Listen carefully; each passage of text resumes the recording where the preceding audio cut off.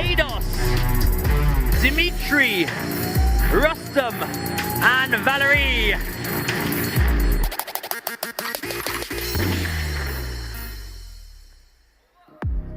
Now it's time to meet our opponents. Ladies and gents, let's give them a nice warm Abu Dhabi welcome. Liga Pro Team!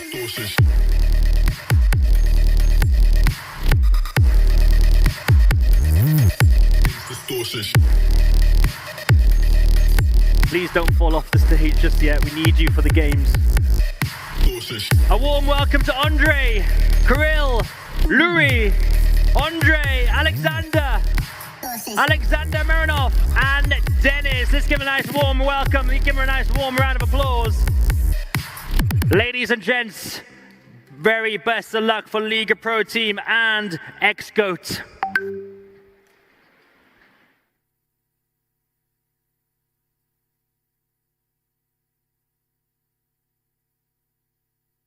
Finally, good to see them on stage and to see our players getting ready for these games, 2 games of Counter-Strike on 1 physical day. This is what we're expecting, and we're expecting also points. Guys, we talked a little bit about the players, we also talked a little bit about the teams overall, but now we have to talk a little bit also about the maps, what we're expecting to see in the bans, in the picks. Who do you think gonna choose which map? I think, with this current format, which is ban all the way to the last last 2 maps, we're probably gonna see the fun map. I think the easier maps could be a Mirage. I think there won't be a Mirage here. I hope to see some surprises, maybe some train, I'm not sure, maybe something interesting, maybe an overpass, but I can see Mirage being one of the maps. 100%. Like, I always tell this to Tux whenever we're in the broadcast, you know, I'm always a guy who loves, for some reason, Dust 2. Everybody will like Dust 2, we all know that. I mean, it's a very common map that everyone loves to play in. It's as basic as it is. Everybody already understand the fundamentals of it, but I don't know, there's just something with me and Dust 2 I can't separate with. So yeah, maybe Dust 2, maybe Mirage, honestly. I think, but these are like kind of the default maps. You said easy, I'm not gonna say easy because even though it's the default maps, but not everyone knows how to play the default maps. Some players, they feel like more comfortable on playing the crazy maps before like train, we say, or something, but saying easy is not that easy. But default maps, yes, we can see them. But what's the thing that you expect the less to see, or maybe we can see more than Mirage and Dust 2? I can see maybe train here. I'm not sure. It could be a surprise. I'm not sure, but I hope to see a new map. I always like, but I think because it's the first game of the tournament in the group stage, everyone is just gonna try to farm these points. Yeah. And they're not gonna go for a risky pick, especially that when we move to the later stage, then you have more options for better map picks, and I think that's where you can reveal your strategy. But I think in this matchup in specific, it's a very strong one, so we might see one of the teams going for their strongest maps, but I'm sure they did their homework, so I'm sure they prepared for each other and they will counter each other. Yeah. No suspense anymore, the maps are decided. We have Mirage for the first map and Dust 2 for the second map. You guessed it right, guys. So no more guessing, no more talking about the other maps. But now we're excited to see Mirage as the first map. It's gonna be, we don't have like each team who's gonna start in which side, because the sides will be decided with a knife. It's gonna be like, we're gonna be like normal game where you're gonna decide your side by knife round. Yes. And it's gonna be actually interesting to see this, not like a coin flip or like just by banning. Yeah. Yeah, I mean, it's a go-to thing to do, right? Knife round, just to decide on who goes attacking, who goes defending, and who's the CT&T. Other than that, like, I'm more or less expecting to see what their strengths are, right? Because there's some teams that are just really good at CTs, no matter what map it is, and there's some teams that just excel well on the T side. Now, it just depends how well can they also adapt to the opposing team, because adaptability is the most important thing, rather than just being able to react. Like, you don't want to be a person that just reacts to what the enemy does. You need to adapt and to be able to change your strategy on the go. You can't just play one strategy and if it doesn't work, you're done. Yeah. Yeah, and this is Mirage. Mirage is more about taking control. So you take control of mid, you have the freedom to move, whether it's B to A, connector to short. So I think the fight and the struggle is going to be there in the middle, and I think one of the key points here in this veto is that Mirage and Dust2 are very close when it comes to the CTT like a probability of winning. So there is no upper hand. I think whoever starts strong will have the advantage mentally before technically. So it's good to start very strong. It's good to get lots of rounds on the CT side when it comes to Mirage. And I think, so mid is going to be one key point that both teams are going to focus on. But it's all about that late lurker, I think, from the T side and the anchor player when it comes to the CT side. These two players, I think, in my opinion, when it comes to Mirage, are the key players. I used to play as an anchor when I was at the A-bomb side, and it was horrible. A-bomb side was a walk-in free park. You can come in anytime, and you'll find me just jumping, holding a smoke. But I think in this case, it's going to be more about teamwork and flashing for each other. So I think it's a 50-50. Seeing these maps, so this is what I predicted, is that they're going to go for the safe picks rather than the risky picks. Yeah, safe picks has always been said. Honestly, Mirage, as I said, it's a default map. Everyone knows how to play it. But I feel like most of the teams are kind of comfortable playing the CT side first. As they say, like won the most rounds first, and then like you can play it on the T side in kind of a risky way. Yeah, it goes to show like, because it's easier to execute your plans here if you're in the CT side compared to the T side, because T side is like heavy util usage, and counter util from CT is much easier to execute. It's like you said, more on execution and how well you can retake a site or maintain that site. And a lot of, I guess, things to put forward on is how well can you pressure earlier on, right? Because of course if you're in the CT side, you feel better because it's much easier to execute, and maybe you can farm more rounds that way, which will lead more pressure to your opposing team. And pressure is the number one thing that you need to take, especially in the first half of this round. Yeah, they are valid points. I think pressure is one of the most important things, I think, in CS, whether it's pressure in-game or pressure outside the game. If you feel pressured inside the game, you can't play your style. All the strats will be scrambled.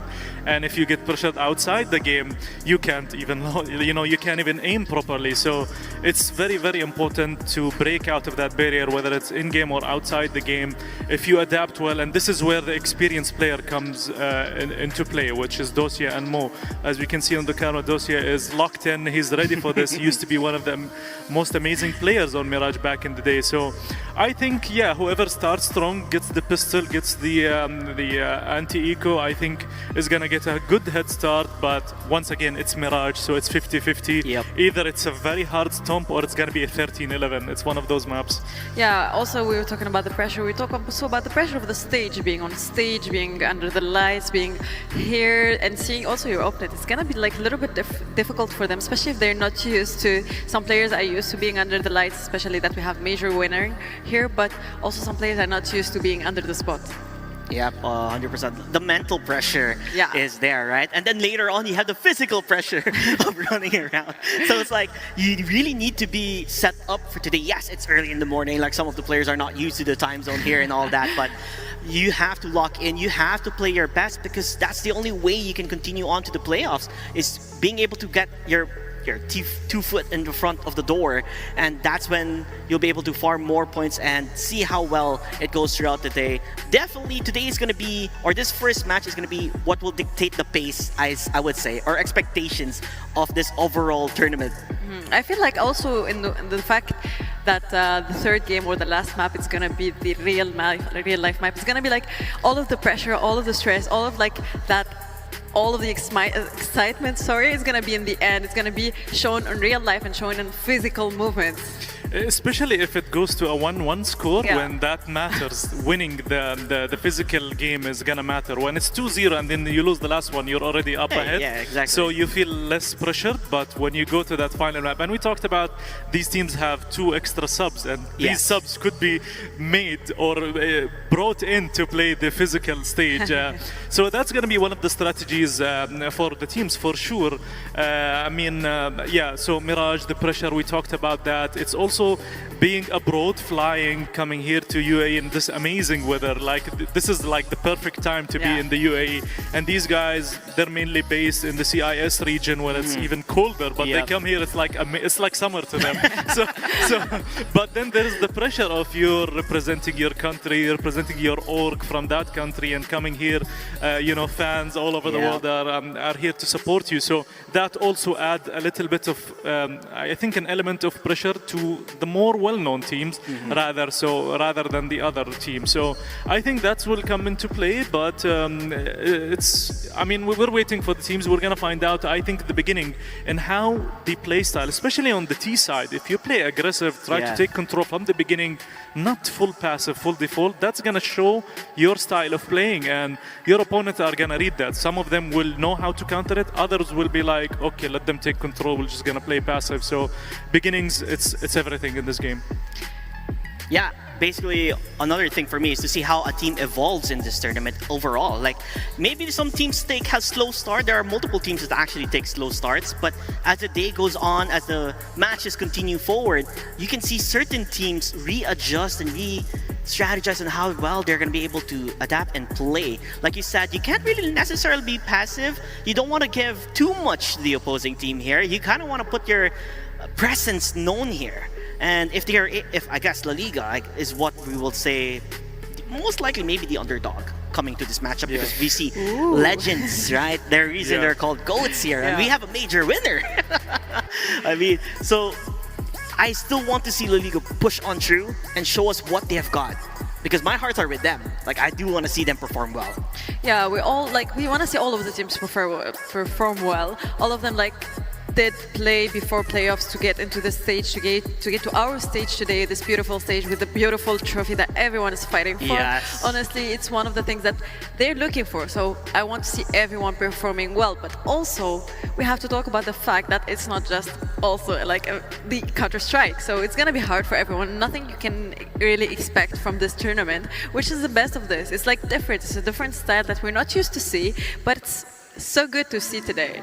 And the thing is, maybe we put so much emphasis on the digital, but the physical will also be an important factor in case, both teams or one of them reach the final and they tie up, then it's a forced physical team. And when you go out there and you play the physical map, that's where you get a understanding, you adapt to the game, you adapt to that, and you create a strategy that almost ensures or gives you a high percentage of winning the physical, which is the thing is about this game, the physical game, is that there is no win-loss percent. No one knows how the other. And this is not the same map that was in Russia last year, so it's a different one, and they needed to adapt in a few days and to practice on it. And I feel like they obviously every team needs to win 2-0. I think last year xGoat they won 2-0, so they didn't go to the physical match. But if they do go to the physical, I think this might be more pressure on xGoat because they haven't played more physical. So I think for them it's good to be there. Honestly, if I was a player, I would do on purpose to win a game and lose a game so I can get to the physical. If there's lots of cash. Exactly. It's not about the cash. It's about the fact you also have to enjoy the game and have fun. That's the point of everything. The tournament's all what we're doing is having fun and enjoying the thing. And honestly, new experience on being on real life laser tag, but also in a competitive way that you have also linked to your normal, usually playing style. It's gonna be something so different that everyone is looking for. So I want to ask the player and ask if they're excited for the real life laser tag, Counter-Strike, or how do you see it? But maybe we can ask them later. Yep, 100%. I do want to touch on a bit about the phygital aspect of things. You guys were talking some great points about it.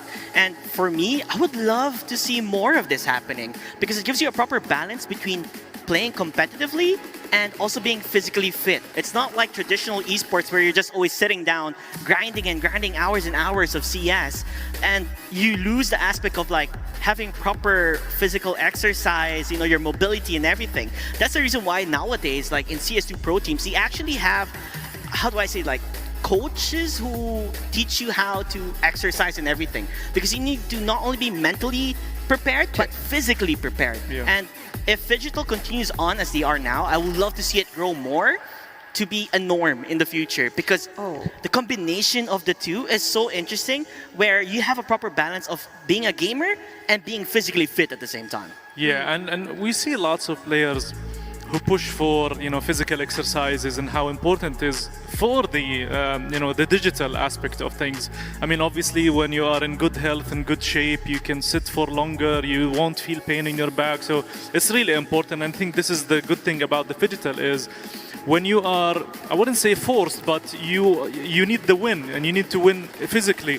So that means you need to put in that effort, whether it's physical exercises and so on. We touched on this point where, like, whenever they want to go into the physical stage, is that they do warm-ups. Is there a treadmill that they can use? And you must know that there is no shoulder peaking like the digital. Shoulder peaking is actually real shoulder peaking. Literally. So you need to lean, and then if you don't have like pain on your side or your hip, it's gonna be painful. Especially me, it's gonna be painful when I try it. But honestly, overall it's fun to see, but also it's hard to prepare for, because they know the tournament. People, when they play for this tournament, they have like qualification for the tournament. They know what they're getting to in the end, but not everyone having the will and having the preparation mentally and physically to be on stage and to like actually run in front of the cameras. So I'm kind of excited to see the players, how they're gonna like adapt to it. It's not, I feel like the team play, the fact that the communication, all of this is gonna be easier for them than the physical play. But yesterday we were talking with the Arab casters, like not the casters, but the Arab team, and we had a question. Do you feel, guys, it's easier to go from esports to physical, like playing, from pro player in esports to pro player in a physical game, for example, from football to eFootball, or from eFootball to football? Yeah. Like, which one do you think is going to be easier to adapt to?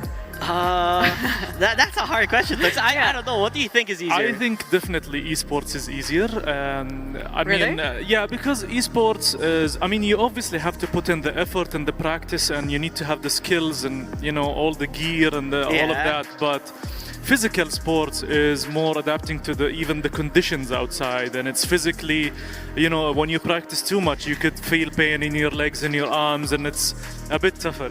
No, but the question is, if you look in for 6 months to be a pro player, and for example, you are, I don't know, Cristiano Ronaldo, and you look in for 6 months to be, for example, let's say not CSGO player, let's say eFootball player. Yeah. And then you have a pro player in eFootball, and he look in 6 months to be a pro player as a football player. Who do you think is going to be easier to?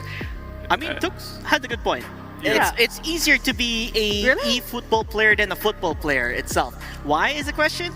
For example, if you're living an unhealthy life, for example, okay, and then you have to train your way all the way for 6 months to be really good physically, it does not take 6 months. It takes even longer, and that's discipline that you need to have. It's a lifestyle. The moment you start, exercising and everything, it's a lifestyle that you have to take and commit to be good at the sport as well. But do you think that, I don't think esports, like overall gaming, is easy to play. If you're someone who never had like a mouse and keyboard in front of you, it's gonna be so hard for you to get used to it. But it's also the same thing to say about football. Like, if you're if you haven't played it physically and you're you're good in the game, but when you're playing it physically, if you're not well as well, No, it's just like it's not easy. I'm kidding. I didn't say this now. But honestly, it's really a good way to discuss it and to think about it. I think it's hard for both sides. I don't think that is one easier than the other, because if you think about it, of someone like, I don't know, any other game, like some mobile games that is like 120 champion, every champion have like 4 skills, and all of them you have to learn how many I don't know, items to buy for them. It's the same for Counter-Strike. You need to have really good communication skills, and sometimes some sports games, they don't need that type of communication skills, for example, or that type of strategy to think about, because you have someone strategizing for you. But if you are in like esports, everyone have to think about the strategy the same way. So honestly, for me, it's both of them are hard. No one can get the other one. I mean, both worlds are very similar when it comes to preparation, physical exercise, mental exercises, your dietary. It's lots of things that you need to be accounting for. And the good thing about sports is there is movement. You're always moving. But in esports or gaming, you're mostly sitting. You're moving your head. Yeah, you're moving your hand in your hand. So it's important to combine both. If you're an esports player, you need the physical aspect. If you're a sports player, you don't need much of the esports, but it's good to adapt to the gaming lifestyle. And we've noticed how you mentioned Cristiano Ronaldo. Now he's getting into the esports aspect, the gaming aspect. He's being promoted. He's in games as well. Yeah. He's been in multiple games as a main character. So we've seen that. We've seen how gaming has changed that. You remember Neymar last year? Yeah. Yeah, Neymar was with us in Counter-Strike. Last year. It was like one of the players. He's one of the football players that is playing Counter-Strike in a really good way. He has streams and also he streams. So it means like, it's not easy. I believe but he's you have the to owner of Furia, the Brazilian team. I'm not sure if he's the owner, but he's always supporting of them. Like he's always there, he's always present. And he plays with Casemiro and Vinny. They used to play together, do comps, and which is really fun. I remember at some point I was contacted by someone in a platform, and they told me Neymar, Vinny, Casemiro, and Paquito, they all wanted to play. And they're like, do you have a game for us? And this was, at that point, they couldn't join eventually, but the message that they joined was crazy. Neymar, Casemiro, Vinny has joined your hub, Oh my gosh. That to me was amazing. Like that, I still have the screenshot. So it's just flexing with that. Guys, I have the screenshot. The importance of such events, the phygital events and the games of the future it's literally the games of the future. We no longer look at gaming and we no longer look at gaming as just a game. We look at it as a lifestyle, as something that can take you places. We see streamers now going to the FIFA World Cup awards, like what's his name, Speed, and all of these guys. So now it's become more of it's very influential. These people are no longer just streaming at home. They are influencing hundreds of thousands, if not millions of people. And also I want to take to the point that lately we've seen a lot of esports players that are looked into also their health and everything, because before the idea about the games and gaming overall, it's just like you say on a PC, you never go out and touch the grass. But now it's all changing. Even the players, you see them, they're trying to influence the new players to take care more of their health because taking care of your health physically is also taking care of your mind, and this is the mind that we play with. So this is also important to highlight that all of the players overall in social media, they're trying to influence the younger players to be in there. You know what? Just a quick input here, because I talked about Ramon about this back in the day. What would we love to see in the phygital aspect? And then we somehow talked about, we did Battle Royale with Fortnite, right? But like, imagine what if there's a physical part into it? And you were like saying, what if there's an airsoft into the phygital part? That would be pretty cool to see. A Fortnite, the Battle Royale. How are you going to build it? How are you going to build it? And then you do an airsoft battle with everybody and they have their own drop points. We talked about auto chess being one of them. We just have people with swords or something. It would be an interesting aspect. And we've seen there is also in Abu Dhabi arenas where you can play like Mario Kart with like interactive scenes. So that's something that's being developed now. We've seen the phygital. Now we don't know what's gonna 2026 is gonna hide for us, but it's so good to see. And I think Ansi, we have an update that the players are joining, so finally we might have some game coming up. And going back to the game Mirage, I think it's going to be a 50-50, as I mentioned. I think it's all about the mid control in the beginning. Yeah, before we get to Mirage, let's see together the bracket. We didn't have the chance to see the picks and the plans of the players, because I think this is going to be important later to see if they wanted to get to these two maps or they wanted overall to be different. So let's see together the group stage first, where we have, first of all, the two teams that we talked about, which is in Group A today that we have together. We have overall 3 rounds every group. What are you expecting? Who's like kind of the team that you wanted to highlight for today? Well, first of all, it's interesting to see that in Group B, Dotsu is not going to be competing up against the previous champions. Like I did say, I touched it a bit that Dotsu is the #1 in the WPC. So that's something to see that they're away from the biggest threat, which would be xGoats. Other than that, I would love to see on how well E7 performs, the ones representing UAE, because I don't really have much information about them. They could literally be the dark horse of this tournament. Exactly, and it's fun to see that we have Europe, we have North America, we have South America, we have an American team, we have a Mexican team, and we have the the UAE, and we have some Serbia and Montenegro and Russia and Kazakhstan. So it's interesting to see all these regions coming into play. It's a long flight from Mexico and the USA, but obviously, like Ansi mentioned, like who are we expecting? It's xGoat, I think, on the higher ups, and then I think Liga Pro has potential, and then Donsu is one of those also very strong contenders. I think we're going to see some strong semifinals in the upcoming days. Yeah, it's going to be strong semifinals, but to get to the semifinal, you have to get through what we were talking about. So this is not going to be an easy point for all of the players.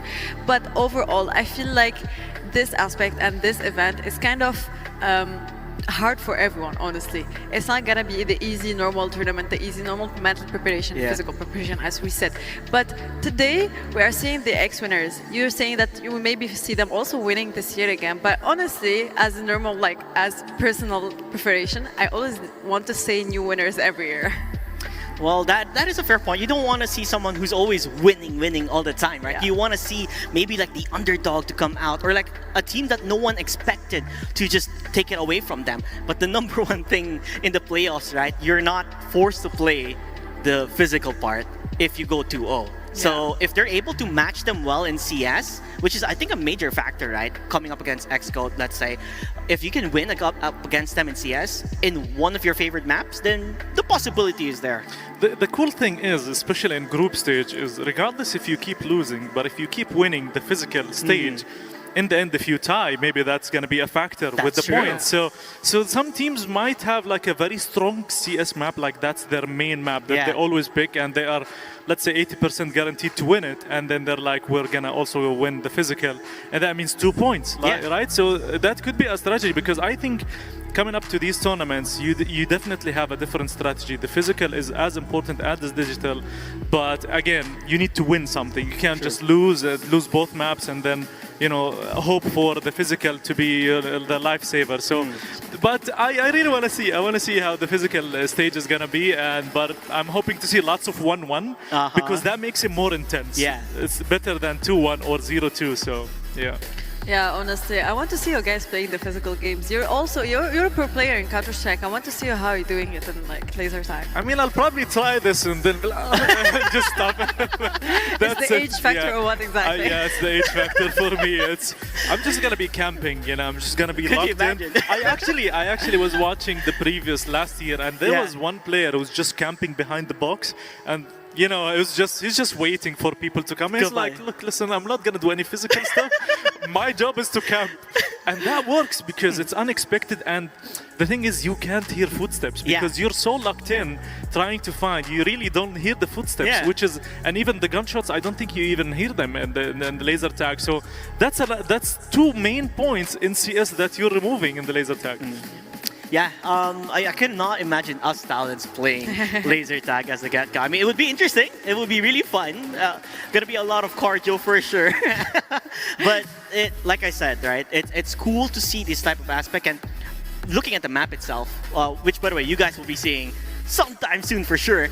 It's actually inspired. That's what I've heard. They are inspired based on the Middle East, and that's how they created the map that they're going to be playing on for the laser tag. And you will see bits and pieces there that you'll be like, yep, it's Middle East inspired. It almost looks like it's in Dust 2. Yeah, actually, when I saw it first, I was like, is that inspired from Dust 2 or Mirage? Like, I want to know, but then there is like different specific styles that make it like inspired from the UAE, which is a really, really interesting point and really, really interesting details in there that I loved watching. I loved seeing, and I'm actually expecting you guys to love it when you're gonna watch it today. But we have the first game first, which is Counter-Strike 2 that we are used to. But guys, it's gonna be the knife round soon. I want you to tell me, like, how do you usually play the knife round? How do you kind of prepare yourself to play the knife round? Because it's like kind of a decisive point in like the game. I mean, back in the day, I was left, right. So I don't know if the strategy changed, but it's all in. Sometimes I would just tell the guys, I remember back in the day, just go all in, don't stop. Yeah, I love that. When you see like 5 guys just coming together and they find one guy cornered, and especially, I mean, it depends. When you're coming from the T ramp, but you have the lower advantage, so you can, knife the knees of the player. But I mean, I don't know. I don't know if teams actually do strategies for knife, but obviously winning the knife is important. Should be. For sure, like, or let's say high probability that they're gonna pick CT side. Mirage is more, little bit of CT sided map, I would say. Yeah. And just one thing about the physical map, I don't think we have a name for it. Should we name it something? Give it a name, like D Sahara or something. Production, any name? Like D_Sahara, or D_ Abu Dhabi, or I don't know. Oh yeah, it would be nice. Like as today I was asking about the arena name, should be maybe named on the arena name. Yeah, I mean, Or Adnek, like- like D-Adnek, you know? Adnek, but like Games of the Future or something. It could be a nice one. It could be, yeah. I think, Sahara. I like Sahara. Sahara I like, does sound Sahara, nice. yeah. No, but Sahara is like just the Sahara everywhere. The Sahara. Saharas, but It's like yeah. D Sahara, D_ Sahara. That makes it CS. Make it CS version. Make it CS version, yeah. I it's the CS best- defined best part. but yeah, overall. But Mirage, as you said, like the knife round, maybe there is strategy, maybe no. But honestly, if team's gonna be strategizing for the physical game, they should be also strategizing for the knife round, as it's really important to win Is the that a knife. knife now for Knife the round. physical? Imagine if there was like, Oh my God, does that work? like sword, you know, wooden sword. That would be fun. How much I damage think would that it's be? like, so what I know is, so whoever plays. So for example, if xGoat were on the T side, they play on the defense on the They swap But basically. I think it would have been cooler if they just like tic-tac-toe or something. Or Oh my God, this would be nice. it just adds more elements of intensity. Oh my gosh. Yep. The number one thing I want to input my take on how I do my knife rounds. I'm more of the guy in out, right? Oh, you're one of those, huh? You bait them coming in. Yeah. And then you catch them by surprise. So that's usually how I do the. That's annoying. I mean, I don't know how you play. I'm the type that everyone hates. I'm the one who goes around and always the last. It's like, please die, please just finish it. Exactly. But you know, also either I'm the one who goes the round, or the one who's like always trapped, because I always go first. I don't know why, but I try to do that as much damage as I can, and then I always die the first one. And I'm like looking at everyone like, come on guys, we have to win this. But in the end we're gonna lose because, you know. But honestly, overall, it's gonna be really important to start on the CD side, like, or the T side. It's really decisive in this game, especially as you said, like. Mirage is a little bit T-sided, but also we have Dust 2 is gonna come next.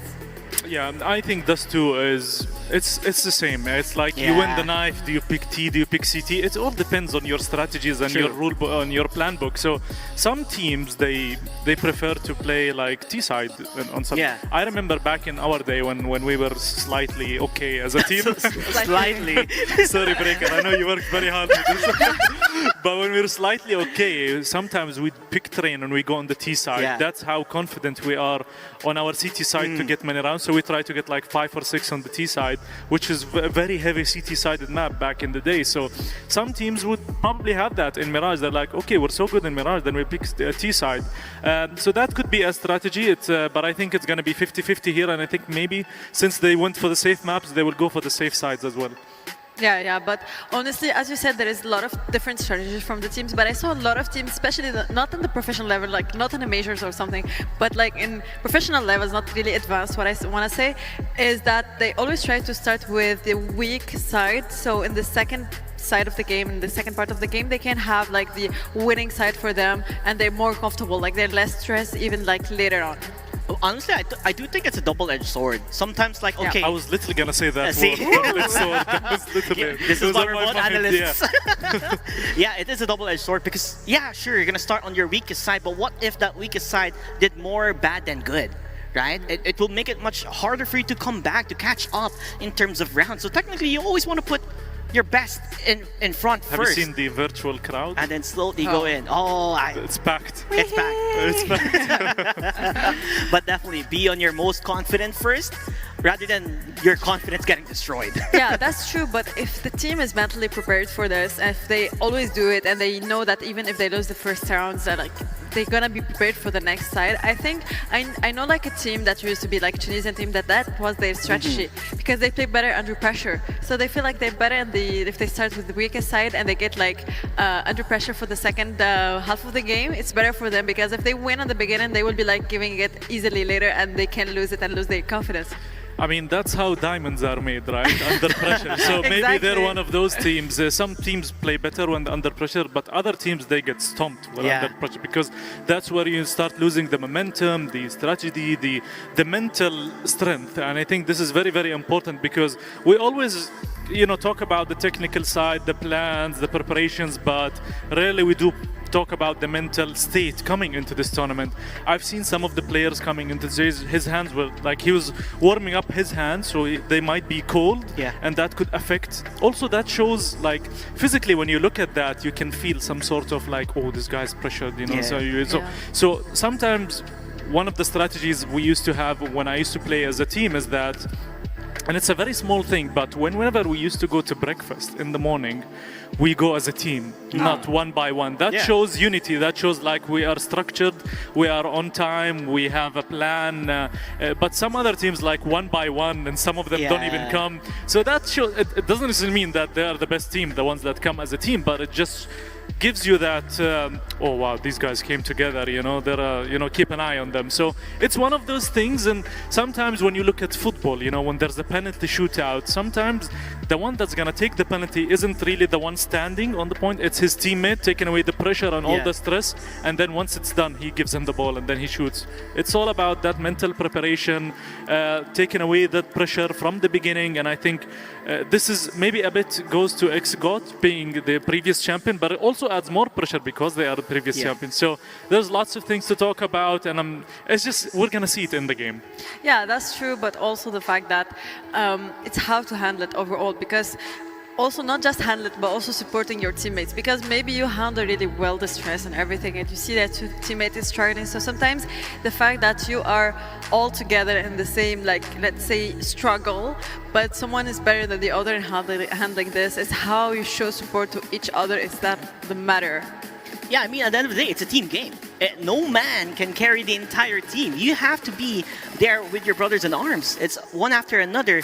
You have to communicate. You have to have that mindset that you are all in this together. And that's a good point from Tux. Like, you want from the get-go, from the start of the day, you want to be as a unit, as a team, just to show that, you know, that atmosphere is there, that we have each other's backs. Like, we got this in the bag. No matter what happens, when it goes south, when it goes north, it doesn't matter. Because at the end of the day, you are a team. And that's the most important part. And it also, which by the way, I don't know if you guys had this, like pep talks. Like, did you guys, like those pep talks can definitely bring the morale for the team. And if you have a good morale starting on your day, that would be great. Like, I'm waiting for Tux's pep talk. The huddle also, like in the beginning, you need to like just whatever, just do something. And sometimes it's just say random things. You're like fries, we just shout fries, you know. But the other team sees this, and if they don't 100%. Have the same, they're like, you know, you could feel the vibe. You could feel like they're warriors, you know, they're coming into the battle station rather than just sit and play. It just gives you a different vibe. And I think perspective is very important in our daily life, not just esports. But yeah, I think it's all of these things. It's also nice for the crowd to see that happening, to see the excitement. I can see some families walking in with their kids, and this is the beauty of the phygital aspect. Even if you don't understand Counter-Strike as a game, you can still see the laser tag, which is fun. And honestly, when I watch it, I would want to play it. So guys, if you're ready after the tournament, we can head over there. We'll find some other talents from other games. So yeah. So guys, thank you so much for this analyzing. Thank you so much also for the talk. But ladies and gentlemen, the game is ready, and finally we're gonna see our champions. Are they gonna keep up with the good level or not? Let's see together. Enjoy the game with our casters.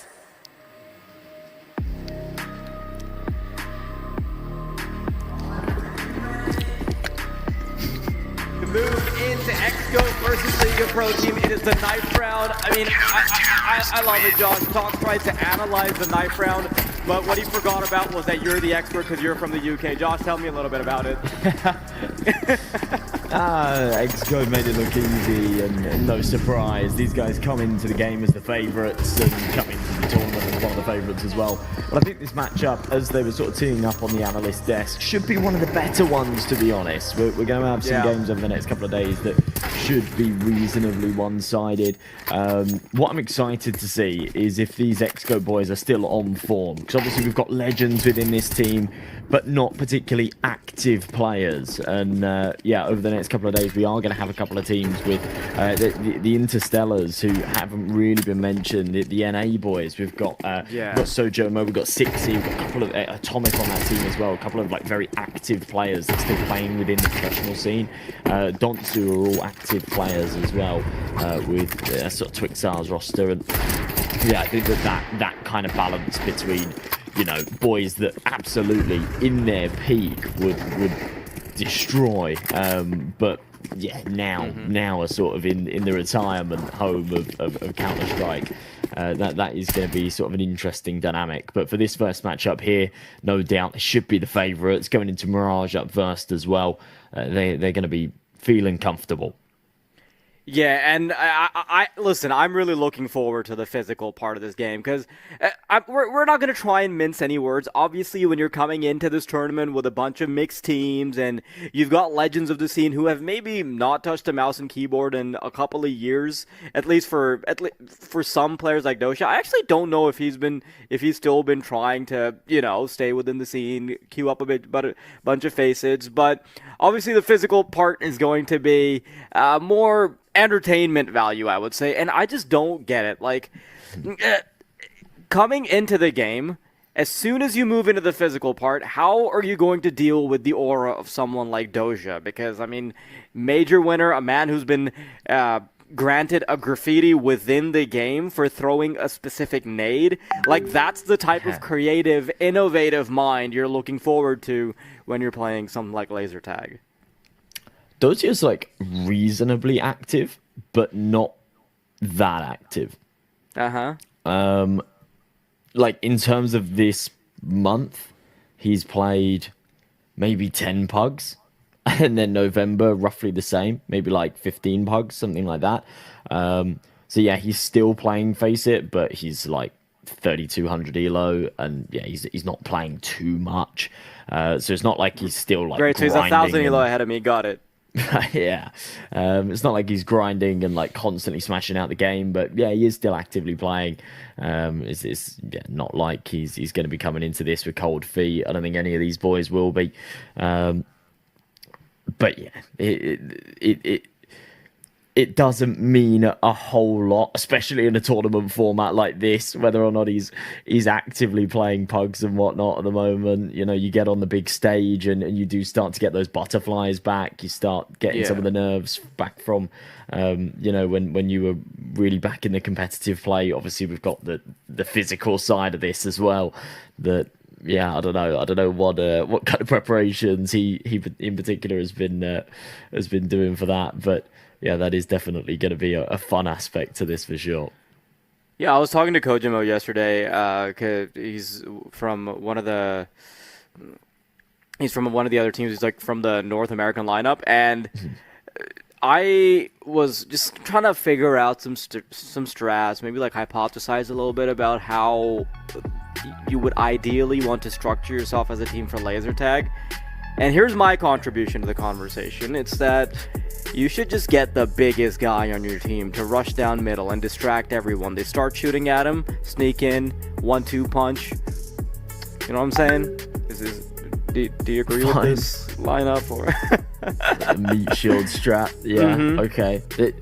That's kind of the one strat that you can run in laser tag that doesn't really work in real CS. In fact, it doesn't work at all in real CS. To some degree, maybe a little Love bit. how you said real CS. So we're finally at a point in the world where the physical game doesn't take precedence over what you just called a real Counter-Strike. This is real Counter-Strike for us. Don't even start. Don't even entertain it. This is real Counter-Strike, and we are underway with the pistol round after some technical hiccups. We're good to go. And it's going to be xGoat starting off on their CT side. Mizu with some Julies, the rest on the USPs. Dosia's got himself a kit and a bit of util scattered about on the other side of things. Execution about to commence. Smokes go down and the USPs. Oh, just cock connect spams. Yeah, Doja looking a little rough in the pistol round. Interesting choice of colors for the smokes. It's fun though. Oh, Lane's gonna walk into 2 different members that are awaiting him. LPT, Kanishera and Salfi. Quick to get 1 kill, but locking down this bomb site is a whole different ordeal. Salfi trying to get ahead of the action, headshot on Decade. Oh, wow. I cannot believe he still made his doable. I mean, Chalfie is one of the few active players within the entirety of the tournament, right? Duke for sure, though, doesn't let him get too ahead of himself.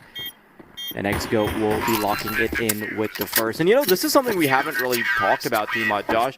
Like, there is a pretty big disparity of, like, yes, some teams might have more, like, super active pro players who currently play within the scene but maybe haven't reached as high of a ceiling. But then you have players like Dosha who are inactive but they've reached much higher ceilings than someone like maybe Shalfie. I don't know which one is supposed to... I don't know which one is supposed to give you more confidence. I personally would bet on whoever's playing right now and not 5 years ago. Yeah, I'd almost always say that an active player takes precedent for sure, and especially, you know, Dozier was the GOAT in an era where the ceiling wasn't as high for sure. So, yeah, not to take away the achievement of winning a major, but yeah, there is sort of that aspect to it. A couple of beautiful shots from Mizu. They are up against the force buy and a hefty one too. The bomb plant did come in the pistol round, so they've actually got a fair bit of cash to work with, and so far, not so good. 1 by 1 being stripped apart. Liner dropped, and lanes follow suit quite quickly. That's a flawless round out of xGoat, and they'll be very happy with it. They go 2-0 and just dispatch of that force. And yeah, you know, Xiaofi's not one of these. If you want to talk about like Xdenazera, for example, as a player that is still reasonably active, but hasn't, like, you know, made big waves and doesn't really par up to Dozier, for example.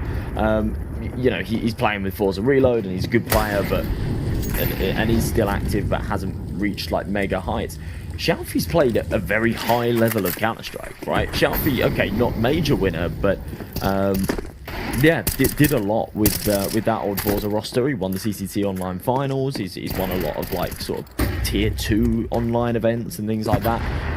He has played at a very high level of CS.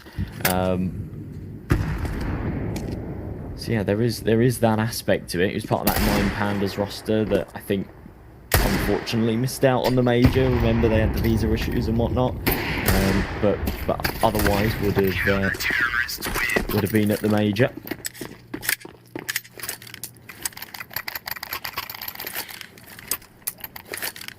Was actually at the Paris major with Forza as well. Not that they got very far with it. Yeah, so even if they haven't won majors, there's a little bit of experience sprinkled around. And that sort of dynamic is going to be pretty fun to see, like who wins out in that department. Because so far we've got more of the old guns taking precedence. xGoat having no trouble cleaning house at the start. That is a really good shot from Mo.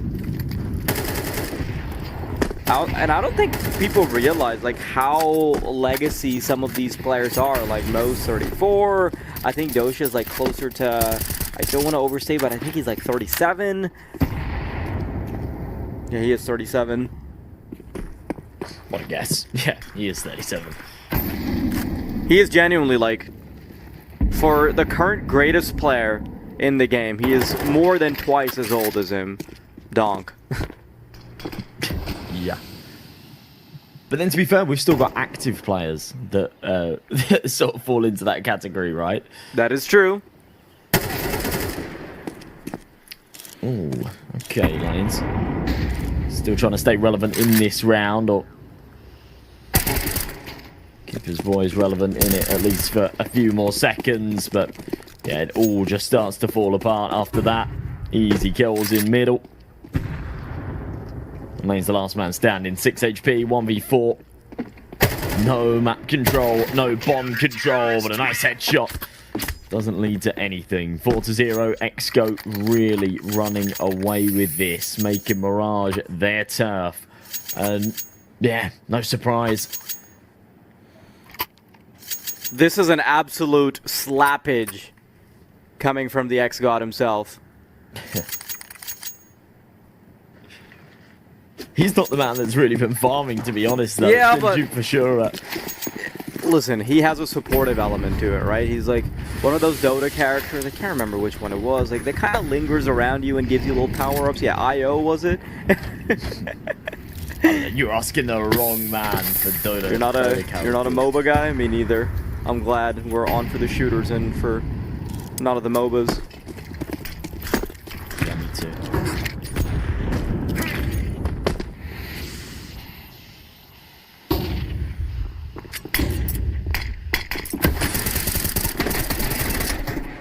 Oh my god, Doja touches the ladder, gets into a bit of trouble, and Mo's gonna have to go big. From the back of triple, he will put 2 down, pulls out the sidearm, and the Deagle won't do much, but it will buy necessary time. This start for xGoat is looking a little insurmountable if they keep on adding more to this. You know, there's sort of one big talking point that we really haven't mentioned here. Talking about active players and non-active legends and things like that. Within this xGoat roster, obviously we've got Mizu and Duke Fashura, who are both active players for Ho2 at the moment, who are a top 25 team. We saw them at Pro League earlier on this year. So no surprise that those two are coming into this game the hottest right now. Duke Fashura's 9-0, Mizu's 9-3. They're definitely going to be the strongest pieces, not only in this match, but to be honest, I think in the tournament as a whole. And yeah, right now, certainly carrying the ship. Duke Fashura hits double digits, and so early in this game to do so. Mo and KD follow up with more shots, and it just feels like xGoat aren't letting them get anywhere. Not out onto the sites, no bomb plant, no nothing. No control allowed. This is just relentless. What's really funny is that although Duke Fashura and company, like they're current players for Ho2, this isn't their first stint with the xGoat roster. They've done it before. Like a year ago, they've actually had the pleasure of playing under a very similar lineup. I can't remember exactly what the actual pieces was, but you know, it's the same troll type of lineup with Dosha alongside you. I'm pretty sure that lineup was named after Dosha without having him in the roster, actually, so that's pretty funny. So you know what? Let's bring him in. Yeah, just bring him in, reel him in. Just have him as like a supportive element at the hotel. Wow. But yeah, I think it's a really important point you make, because although in a lot of this tournament we will be seeing the dynamic between active players versus maybe inactive legends, the truth is this isn't quite the same dynamic. It is xGoat with both of those components. You've got the legendary experience of Doja, you've got Duke Fashura as a current active player, and then on the other side, I guess you really only get Denizera, who isn't as highly ranked as a player as someone like Duke Fashura. And then you've got Shalfie, who has a pretty high ceiling, but again, the pieces around him aren't that powerful. Yeah, and you also have that added element of not only have you got 2 top 25 players, but actually 2 teammates, you know. So they're going to have a lot of chemistry together. They're going to play well around each other. Lane's tagged down to 6 HP. It's got to be Shalfie here to do the lifting, and he just can't. Bomb will go down, so a little bit of extra cash, but a consolation prize. That's honestly the closest that I think we've seen them come, really. And still, that round didn't look particularly close at all. You can tell that this is an absolute bloodbath on the right side of the stage. You've got a man going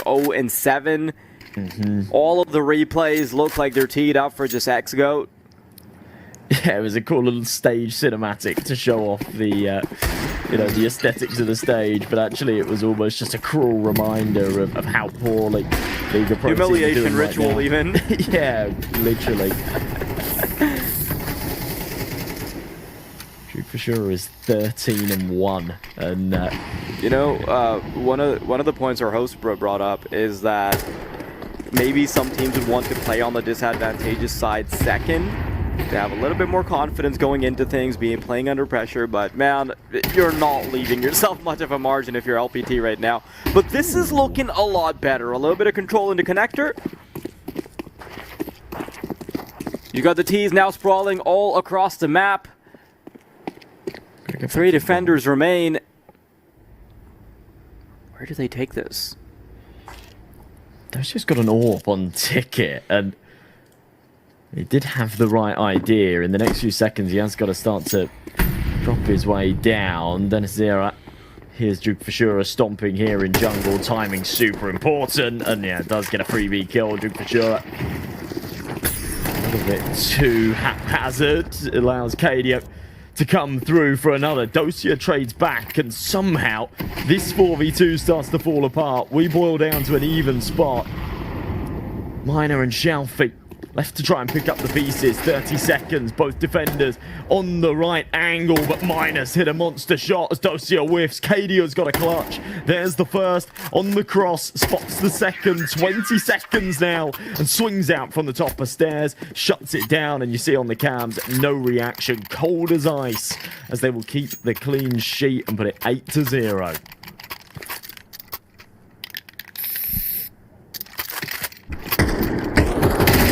LPT just can't wait to play it. Is that a running theory we're going for? Yeah, to save face? I don't know. I actually think if I know pro Counter-Strike players, and I know pro Counter-Strike players, I reckon a lot of them are probably dreading it. I reckon a lot of them are probably dreading the physical aspect of it, but that's what makes it fun. Makes it a bit different. Mizu, Duke Fashura again, just cracking things open with no resistance. KDO ends up with a double on the B site, and we are right back to just uncontentious rounds, and xGoat wiping the floor. This is depressing. Yeah. xGoat is... this is a deep cleaning and not just a run-of-the-mill wiping the floor situation. Like really getting all the nooks and crannies in Mirage. Look at how ice cold they are as they come into apartments, just watching, waiting, clicking. And yeah, no reaction. Light work. Yeah, KDO is just like, bot lobby, when can we turn up the difficulty? Guys, when can we go for a walk, i.e. laser tag?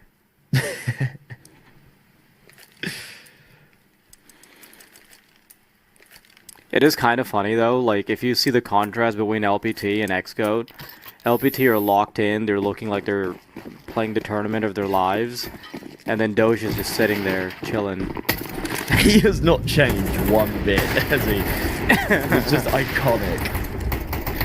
Ooh. A bit of a meal of that one, for sure.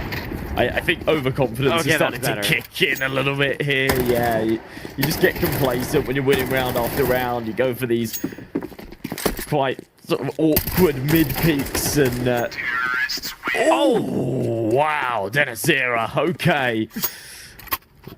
That is one hell of a way to win your first round, and a lovely recovery there too. A couple of beautiful shots here. I don't know how much that's going to do for them in the campaign of pulling this back, but... yeah, maybe a small little confidence boost that we'll see on the replay. This was crispy.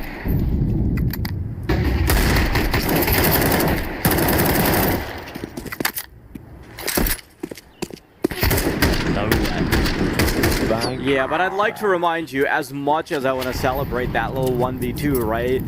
It started off as a 4v2. So to get to that point, it shouldn't have been the case, but there we go. KK about to move in. Puts down Mo, Dosha, and Duke Fishura trying to offer some resistance on the A bomb side. As they walk into their crosshairs, flashes are going to push off xGoat, but the rotations are already in order. You've got to get past the unholy trifecta of 3 players. At least the stair sprong's been taken care of. Now Shalfie makes things a bit more digestible by taking out the cons player, but Miner and Dennisera are so damn low that it still could be a good effort for the CTs. Dosha dies a bit early. Kate went on 3 lined up. Maybe he can replicate what Dennisera did. The stars kind of align for him here because 2 of them are so low, but I think he just has the wrong read on this. Bomb's actually down deep ramp. Oh, no, he doesn't have the wrong read on this at all. He's wrapping CT. He's going to have the perfect position with 38 seconds left. They'll start to work their way up. Easy kill, 1 bullet into Dennisera. Gets up onto Ticket. Has to be snappy if the peak comes through from Tetris, but they're just taking too long with this. There you go, 1 bullet needed, and Shalfie peeks through the smoke. The wrong timing. It's all so disjointed. You can see the disappointment on their faces and some smiles breaking out for the xGoat side. We saw a little grin from Dozier. Yeah, they knew they were handed that one on a silver platter. They hit double digits. Okay, I get it now. xGoat are trying to conserve energy for the physical part of Phygital Shooting, and that's why they refuse to even have too cocky of a reaction. Like, they refuse to put any energy out into the game outside of maybe the occasional fist bump. Okay, I feel that. I thought you were talking about LPT there, and I was like, that's some serious copium. Like, conserving energy. So they've not shown up to the server. If we move our hands less, if we don't touch our mouse and keyboard, and we let them win 13-1, maybe we'll conserve energy for the physical. Big kills coming through either way. Puts us down to a 3v2. Duke Fishura timing up the stairs. Has to be perfect. Miner strips his head off.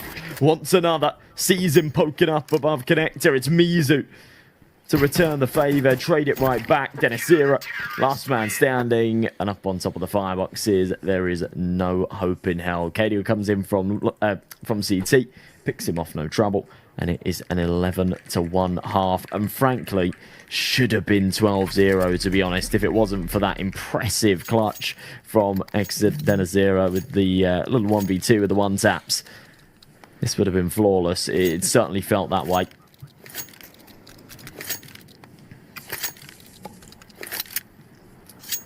I will say there are like some disadvantages and advantages that you have just before you even step into the uniform for laser tag. Like, I'm not gonna lie, xGoat just, they have much bigger units than LPT, and I imagine having a smaller hitbox would make laser tag a little bit easier. So maybe LPT are gonna look a lot better on the physical side of things, but we'll see. AK, oh, flashed out of his mind. These Glocks are going to overwhelm. And I don't think xGoat are slowing down any time soon. They want to accelerate us to the laser tag arena. This is pretty much done, right? This goose is probably cooked.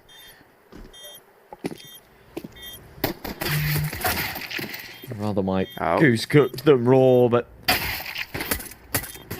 yeah, in this context, LPT certainly wouldn't.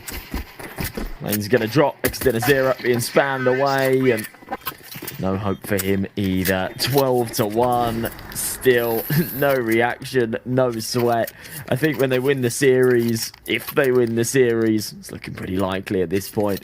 Maybe we will see those smiles come out. Maybe we will see that reaction. But right now, they know there's still a job to do. Maybe it's just another day at the office. LPT, of course, it's a force fight. I don't normally love the CT second round forces, but in a round like this, there's no option. They haven't given themselves any margin for error. The brilliant entry out of Mo. Kato spotted Shalfie in the lower tunnels as well. No escape from underpass now. He's got to keep pressing with his MP9, and he's going to get his head torn off.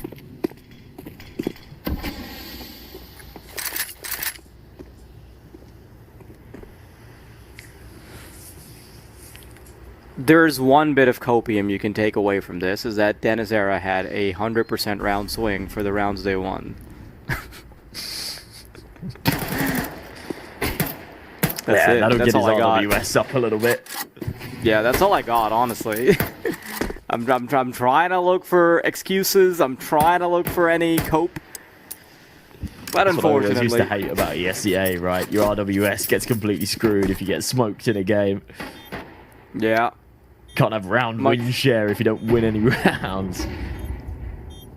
Or maybe if you win 0 rounds, it's you get 100% anyway, because you're responsible for 100% of the 0 rounds being won.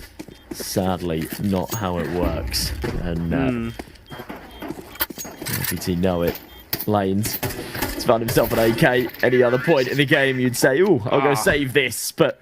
Yeah, no option for that here. Has to walk into the blender up short, and it is going to be the xGoat, your champions for map 1. And doing it in such a fashion. Champion seems like a big word, right? Just the winners, but They crack me up. It feels, it just felt like such a breeze. It honestly feels like one of those tropes about you know how like every game has a character trope where there's a character that's just like hyped to be the best and like calls himself the champion, this or that, but then they're kind of just like mediocre.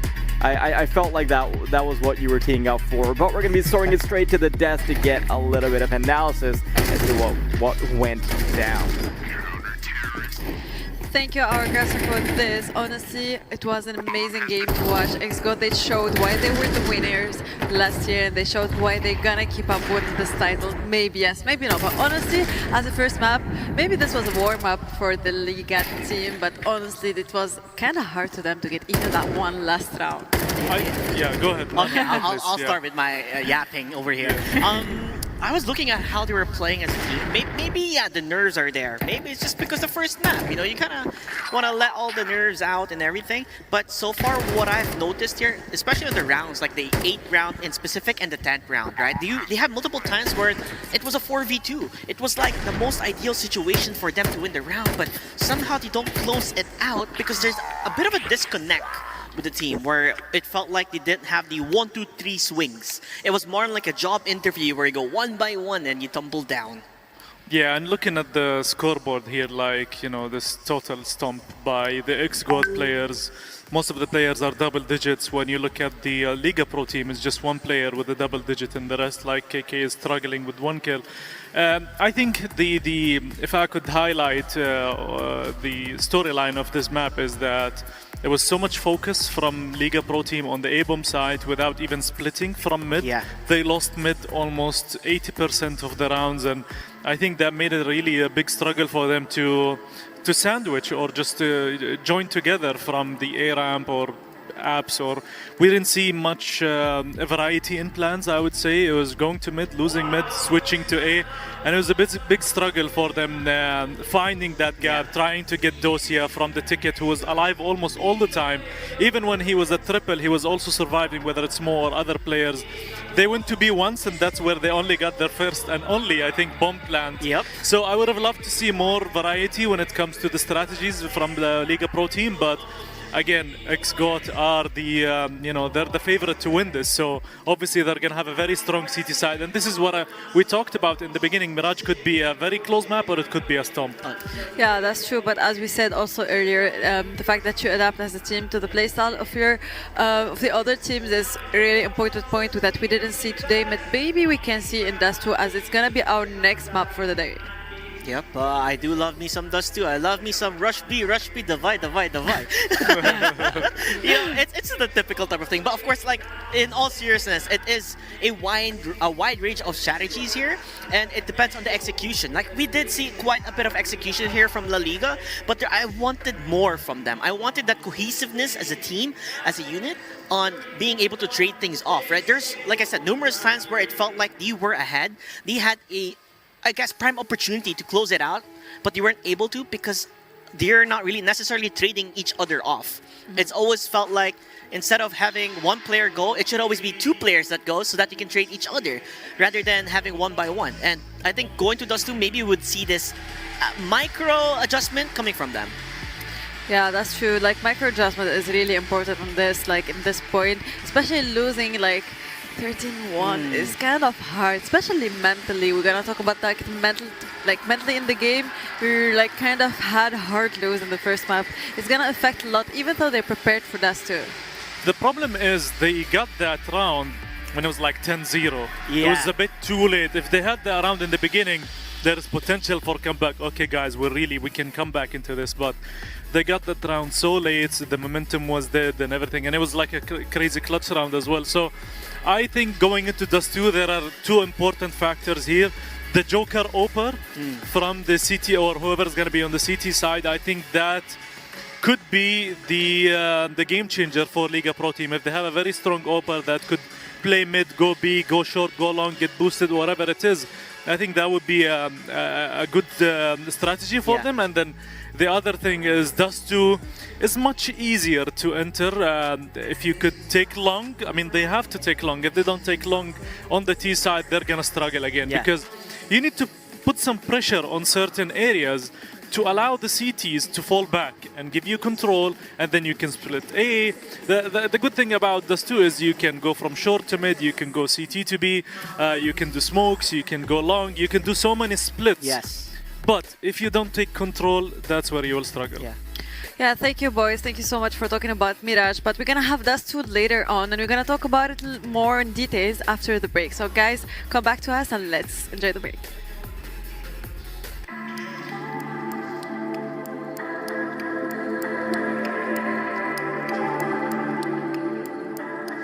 Welcome back, ladies and gentlemen. We just had the first game here in Phygital Shooters CS first map, where, I guessed that right, X-Giants are... xGoat, sorry. xGoat. Well, they're giants. Well, they are being giants right now, and they do have a giant on the team. I love that. Yeah, Dosia, I think, is a very, very strong vibes. That's literally the first thing Hakim said. He was like, "Ooh, I love to have a big guy in the team." Yeah, man, he's Nice. massive. He looks like a leader. He looks like an IGL in the game. Even if he wasn't, he's just so dominant, and his presence is something that you feel, and it's right there. And it was insane. There was a very dominant performance. Absolutely. They did not give them a chance to breathe. They controlled the economy. They controlled the center of the map. Tox also made some very strong points about them, losing 80% of the rounds where they lost mid and had no control in mid. And it also made it very easy when they switched to CT for them, because they only had 1 or 2 rounds for them to win. It was just an absolutely dominant performance. I would very love to see how they're going to come back from this, or try to come up with a new game plan for Dust 2. It's a whole different game. It could have been just like a warm-up game for them. I love that Unsi is being optimistic, and that's what she said. She's like, oh, maybe it's just a warm-up game for Liga, and they're just going to come back in the second game. That's so sweet of her to say.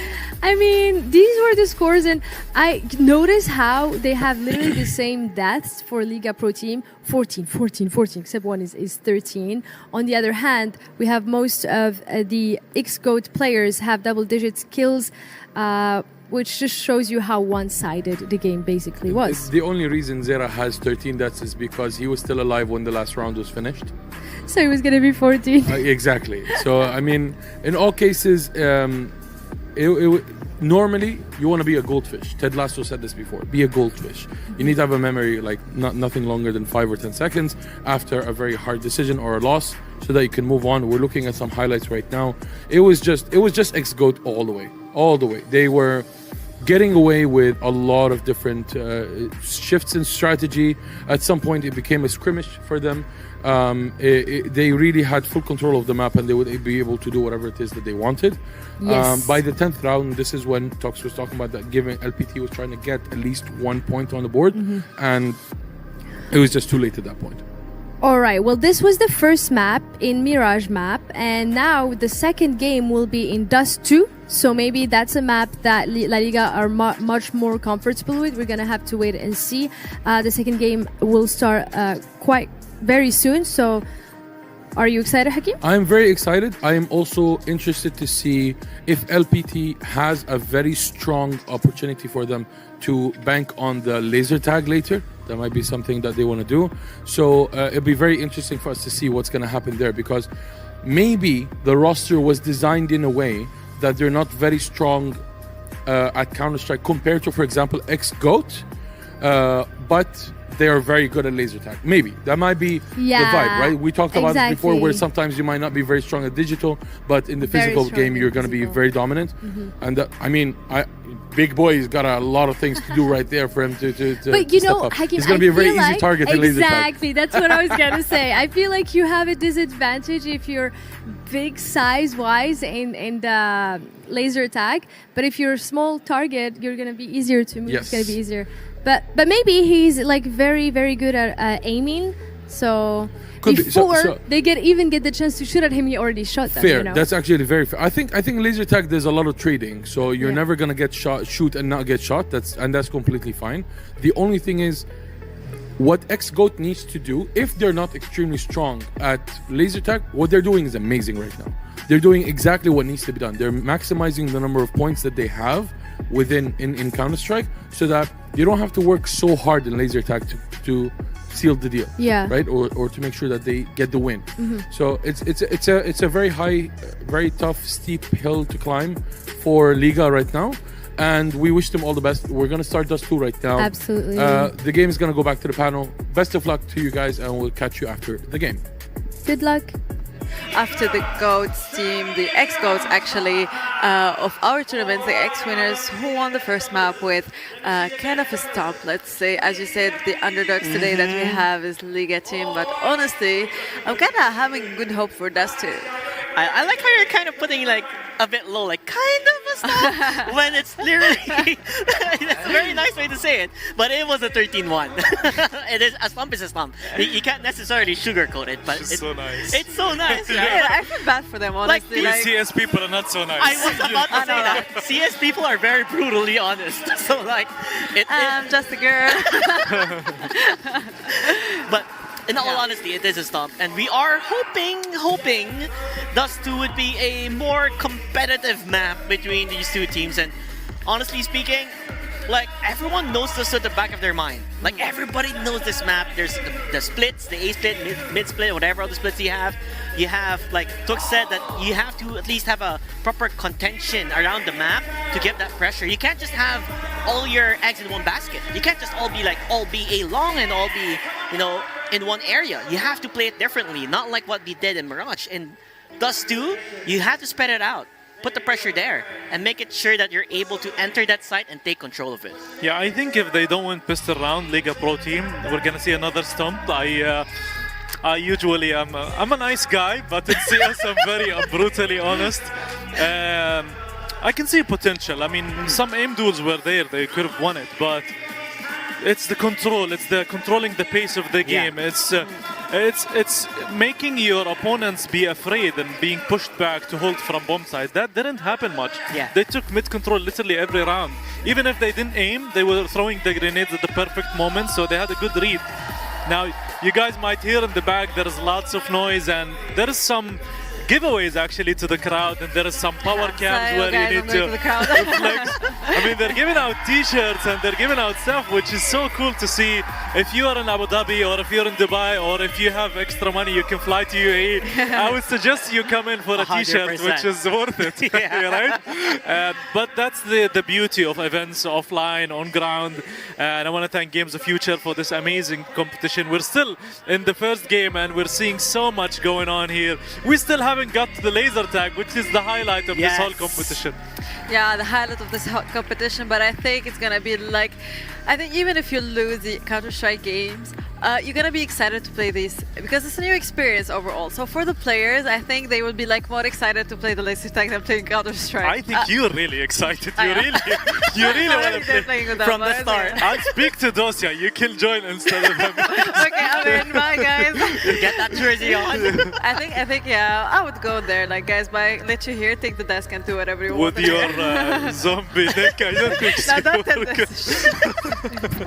But anyway, honestly, I'm excited to see this game. I'm excited to see that as well because honestly, we said it earlier, that Mirage is one of, and Dust 2 is like the default maps. But I feel like Dust 2 is kind of harder to play in, especially if as a team you need a good strategy, you need good communication in Dust 2 if you want to win it like in real on real life, I kind of Okay, for real, kind of. Yeah, I do get it. But I think there's another takeaway I do want to say here in this coming forward is that some certain players, they have that star power to be the momentum shifter for that team. And I feel like that's what La Liga needs.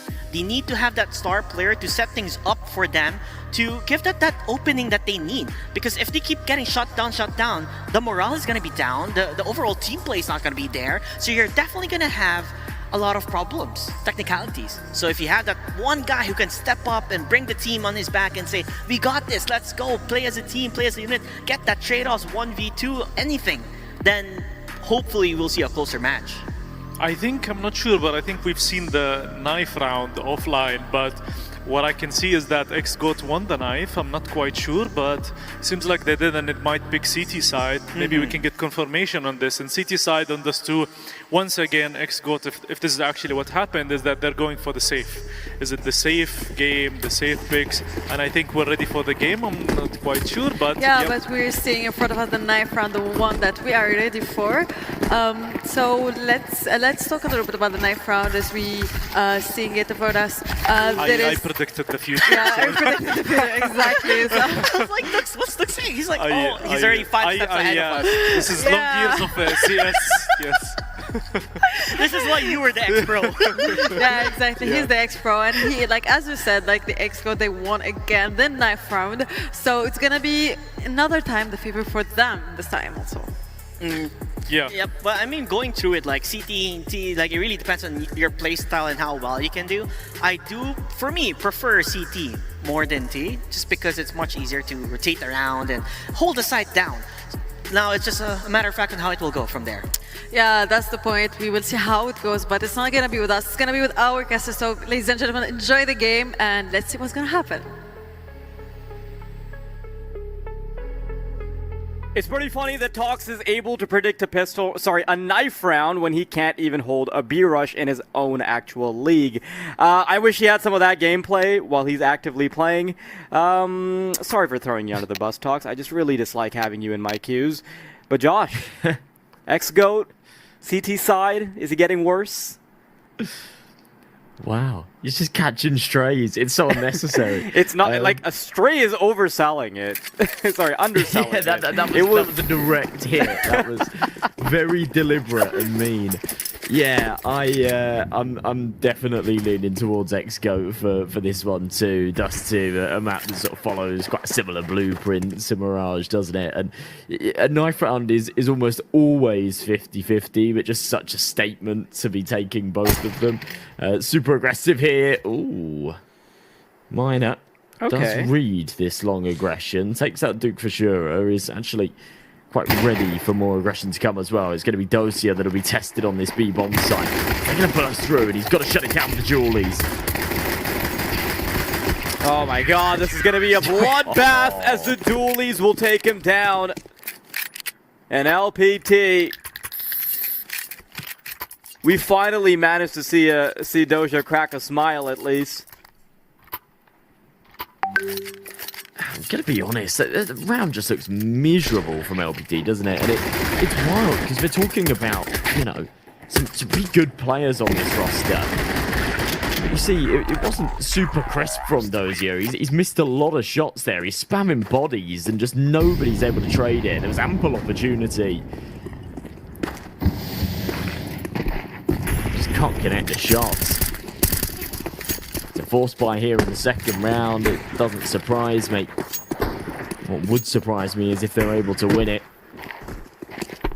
xGoat have actually gone very light on the investment here. They're trying to save a bit of cash. I think they're expecting LPT to be on an eco, which is why Dosia and Mo haven't even reinvested.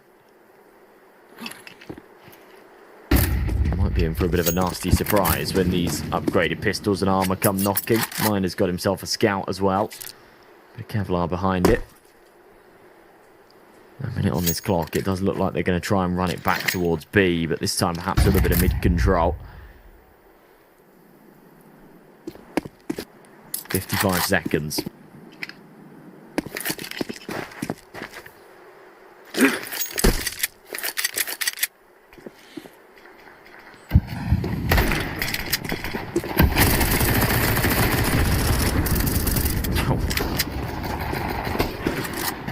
pretty much just walking into a bomb site and getting mowed down. Jesus, are we just going to see this the whole map? It's just let's run it back. 3rd time's the charm, baby. No, flawless round. Hardly any. I'm not even sure if there was any damage taken there actually from the xGoat boys. Really, really light work of these first couple of rounds. Now it should be the eco for Liga. Yeah, there it is.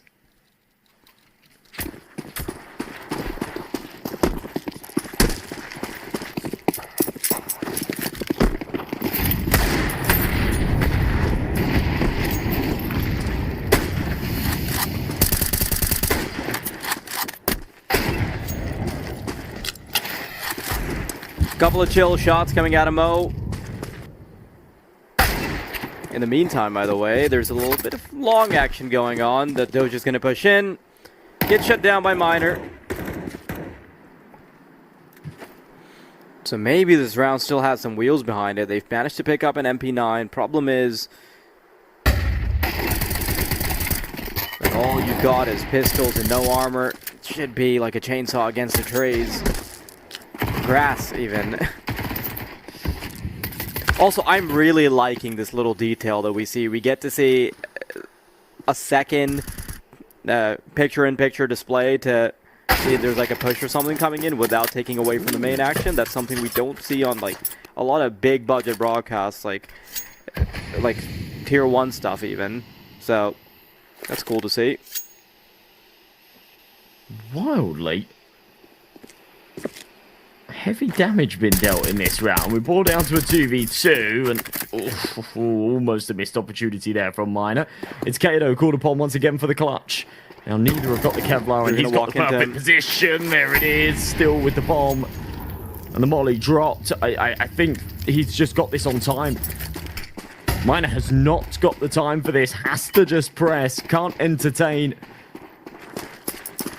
any further delays. No way. 10 seconds. Yeah, no chance. Kato reaggresses. He plays it perfectly. And xGoat, whilst that is not a round to brag about, that should not have come as close as it did.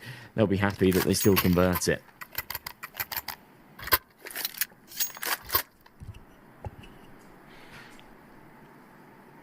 Maybe Dust 2 can be a chance for LPT to now get back into the game, because perhaps game 1 feels a little off. You haven't warmed up, maybe you're not used to the time zone. But now there is no excuse left.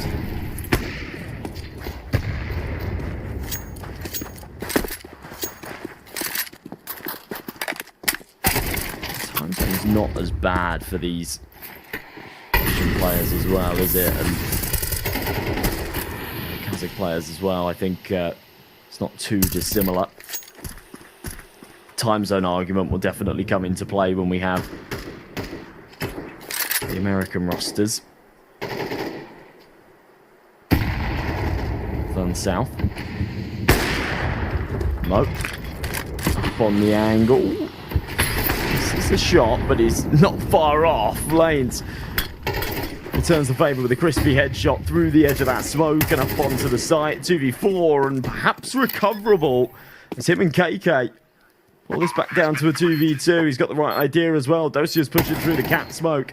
Kato from CT. Massive frag. And it comes quickly. Lanes is able to trade one back. 44 HP. And another clutch required from Kato that he will convert. His 3rd of the series. And he just keeps them coming.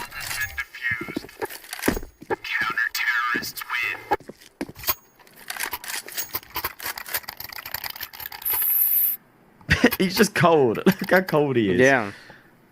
He is unfazed. We are 4 rounds in. That's his 2nd clutch of the game. He's just, yeah, whatever.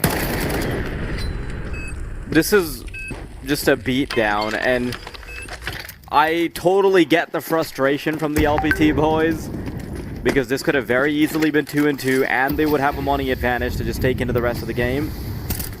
Try and pack on top of it. Look at this from Mizu. Tries to get a little ahead of the action. Plays into lower tunnels, but knows that if he keeps pressing forward, death is certain. back to a bit of a default. Dennis Hare trying to take control of short. Players sprawled all across middle. You've got one prong holding tunnels. The only thing that they've pretty much abandoned is long, which I would be a little worried about personally, because xGoat have proven that they are more than fine with going for long pushes. They did it on the pistol round and it was punished. We haven't seen it again since, but yeah, Dosia could absolutely just walk through on a timing. They did it in a gun round as well. It was Dosha to get punished by Miner. Ah, yes, you're right. When LPT almost pulled it off with the pistols. This time, the B split. Lanes has found an easy kill on Takado. It's on to Mizu to try and recover this sinking ship, but I fear there's too many holes. And he's going down. This is unsalvageable.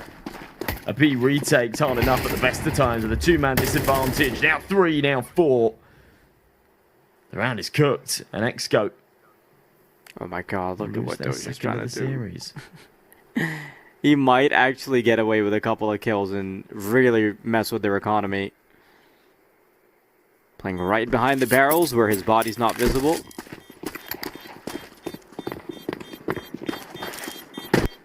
Look, he's already practicing for laser tag, ducking and bobbing and weaving behind barrels.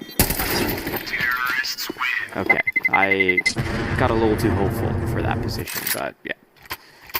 I'm so impressed with the laser tag map, by the way. Like, stream haven't got to see it yet, because obviously we haven't had a laser tag match yet, but yeah, seeing it in the rehearsal yesterday, it is very cool. Feels very similar to a CS map.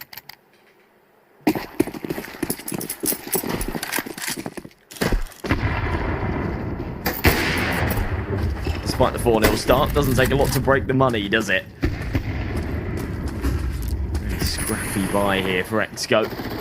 One that I have low expectations for, but Mizu has found himself a good position in the lower tunnels.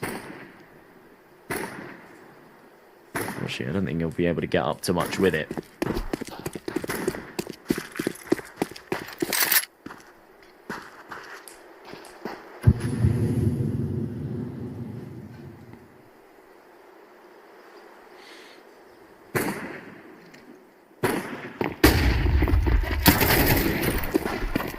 Oh, I think if he doesn't get checked there, they get absolutely cooked.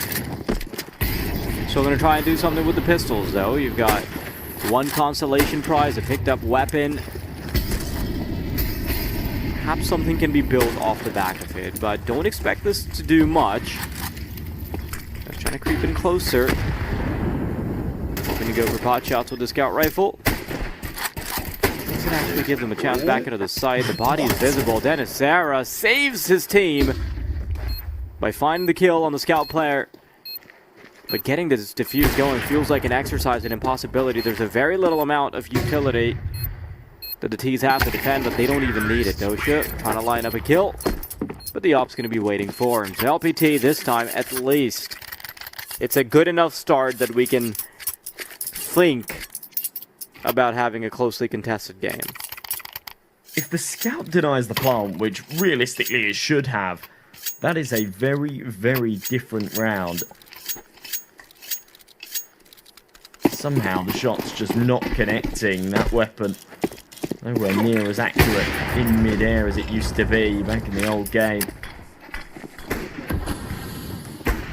Round that comes close and probably shouldn't have, but xGoat going to run it back with slight investment again. Duke for sure over the 1D to open things up. Mizu takes one elsewhere. Decent flash, but Miner unfazed. 3v3, he's low on health, he's got to be careful. The bomb, still worries about a second prong coming up from long. Dosha, opportunity to go big with the scout rifle, just can't land it. Those missed shots, I think this round should be done. Oh God. Yeah, they do get there, eventually.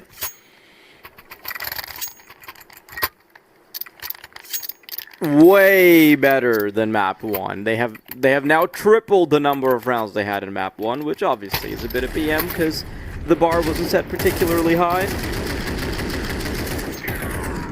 But maybe it's not going to be the swimming victory we were expecting for xGoat off the first map.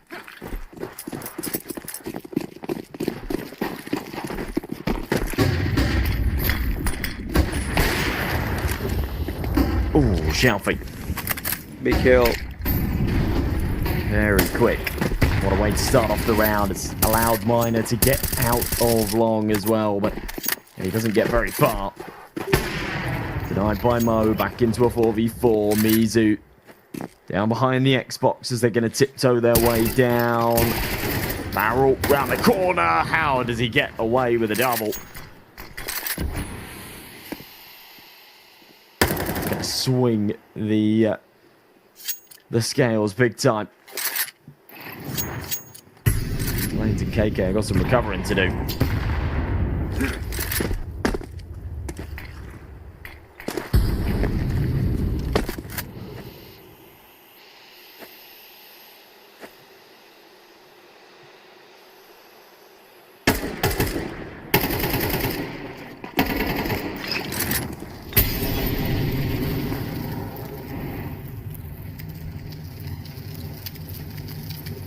Lane's creeping up. It'd be difficult to expect him to be there. He gets caught out in the open. I cannot believe he's allowed to make the adjustment and stay alive. Has the opportunity to scale into the site and at least get the plant down, bolster that money a little bit. But the chances he gets away with this round are next to none, and Cade will make sure of it. xGoat won't allow LPT to run away with the lead. But there should still be plenty in the tank for LPT to buy with.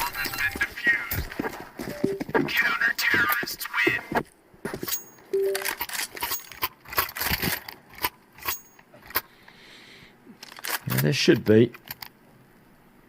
Not only have they been winning rounds, but they've kept a couple alive, I guess. So yeah, money's not too shabby. See it on the big screen there. Just the one Galil, everybody else with all the tools to work with.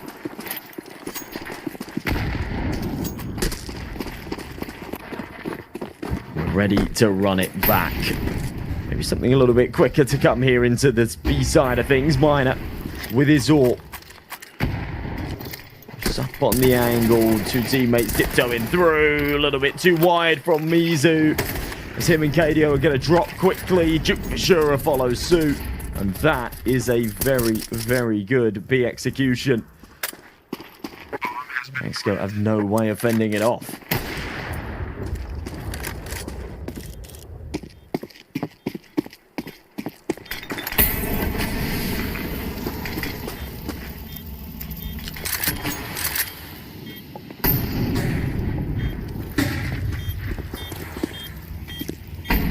They've made it into the site, but getting the kills is a whole different ordeal. The AWP's watching it like a tripwire, and Miner's just trying to track it. It's such a difficult shot to hit.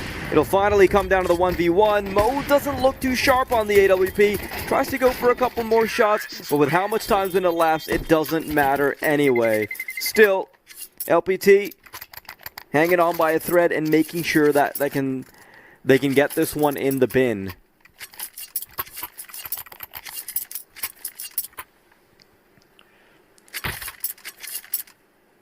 This has been a little bit of a weird map so far. Far more contentious than we saw on Mirage, and wildly unexpected after what we saw on Mirage as well. Has to be an eco here with the one hero rifle. It is somewhat bizarre. Duke for sure was having a mega impact in that first map, but yeah, definitely quieter here, which is why it is a bit of a question mark that he's decided to spend all of his pennies on that M4A1S. Extender Zera. Tiptoes behind the smoke. He'll be up onto the side and incognito. Still expected. Duke for sure lines up too. That's why he's bought the hero rifle. Because he's looking to single-handedly win them the round, and he's doing exactly that with a triple. So we brought down to the 2v2.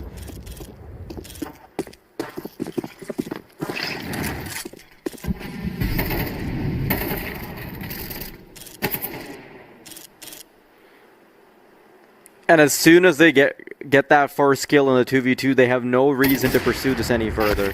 Miner allowed an opportunity, but Cade will quickly take it right back. So a much more contentious game this time, 6-4. But I want to see how this develops further. If it's 6-6, you're going to feel pretty confident if you're LPT coming into the CT side, but something like an 8-4 or a 7-5, I think xGoat are going to be ready to lock in. Dust 2 is a type of map that doesn't really leave you high and dry, regardless of what side you're starting on. Both CT and T are just fine. But something tells me that playing the T side might actually be a bit more beneficial if you're not a fully structured team that plays throughout the entirety of the year. Being able to throw strats out of spawn, I think it's a big difference maker.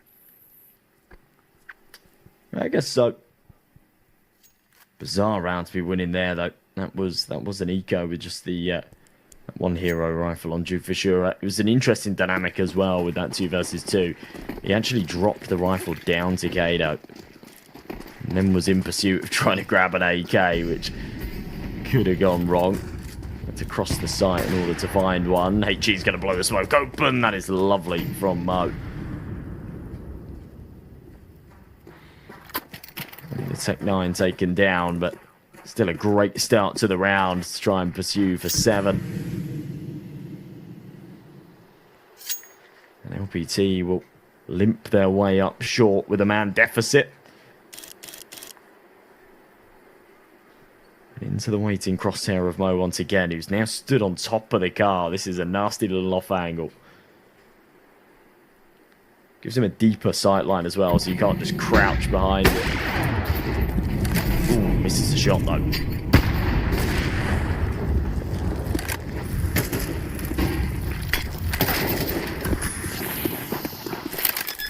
Minor entrance into the site.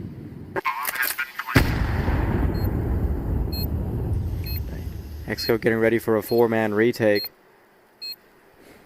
If they lose a player or two on the outset, I wouldn't even hate it if they immediately called it off. But the first skull falling will quickly bolster their confidence back into the round. Cade trying to go for a bit of a jump up. And Chalfie is so far away from the action, so removed, that he has no stake left in the matter. Just going to tuck away, prioritize that AK-47. Oh, okay, that graphic kind of threw me off. I was like, why is there a biohazard on my screen?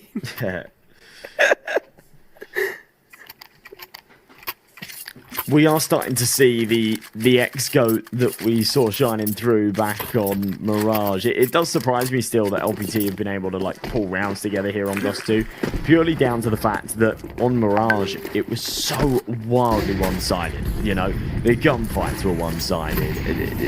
Everything about it just seemed incredibly uncompetitive. And yeah, just even the fact that xGoat were pulling off these like big clutches and things like that just sort of proved that LPT didn't have what it took. Now what we're seeing here, even though they're still trailing, is signs of that ability that was missing on Mirage. Signs that they maybe do have what it takes to actually win a map and bring us to that's the side up. Mo spots the arm. Easy kill onto Chalfie. HG's going to do good damage as well. That's bang on the money. A nasty little start for xGoat.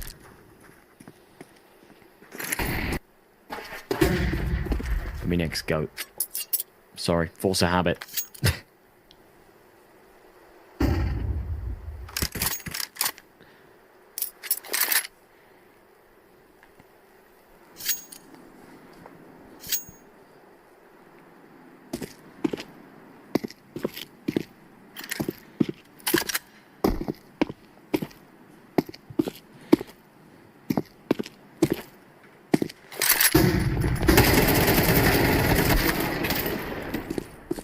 One last hurrah for the B site. xGoat await with open arms and have reduced LPT to just 2 members. half HP on both as well. Dennis Arrow is going to find them a bit of a lifeline, however. He was the man responsible for the solitary round we saw from him on Mirage. And here we are. Dennis Arrow may be paving the way for them once again. Stuck between two angles, sees the head. I cannot believe he's getting anything done at all. And Miner is given the opportunity to try and fight back. So 7-5, not a terrible scoreline for either party involved, but nothing to write home about either. They know that's not bad. Some high fives coming out and whatnot. Definitely a little bit more energy here for LPT. Not only more energy than xGoat, but certainly more energy than we saw in map 1. Does feel like there's, yeah, just that element of capability, ambience of perhaps a map win. Second half pistol's going to do them a lot of favours if they're able to take it. xGoat destroyed in the pistol. To kick things off here on Dust 2, they want both pistol rounds back on Mirage as well. They're winning just about everything back on Mirage. Spams through the mid-door smoke, unsuccessful. It's a good smoke as well. Sort of waterfalls down, so it doesn't give any sight line. So xGoat are able to work their way up short. This is going to be an A crunch.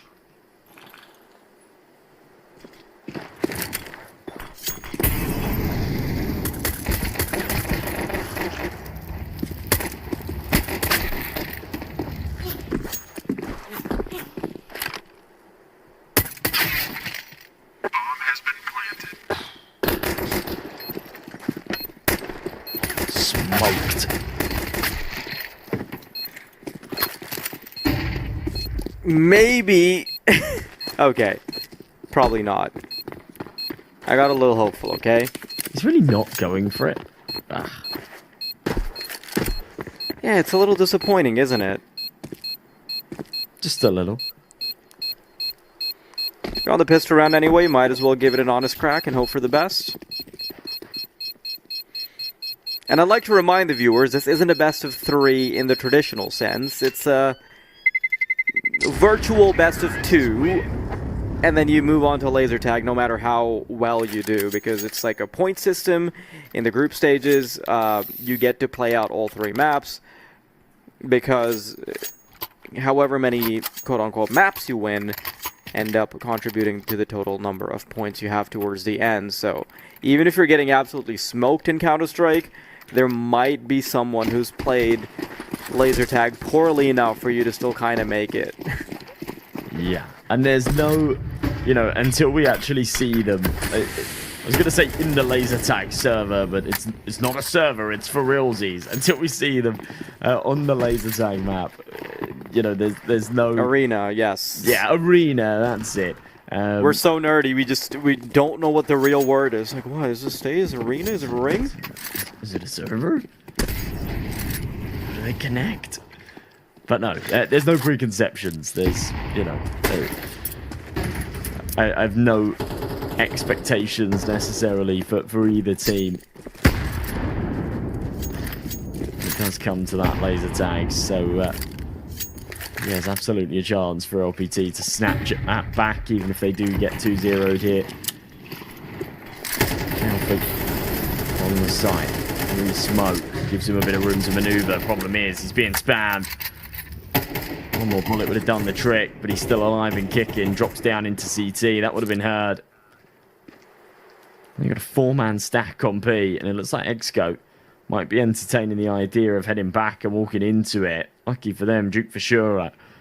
Just on a little solo mission to clear out the A site. Realizes it's empty and calls his teammates to come and join him. So they actually won't be walking into that stack. No nasty surprises here. Bomb has been planted.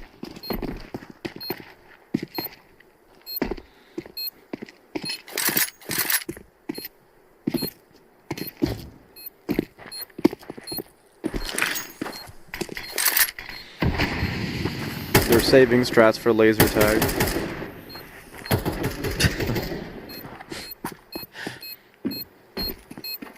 Makes sense.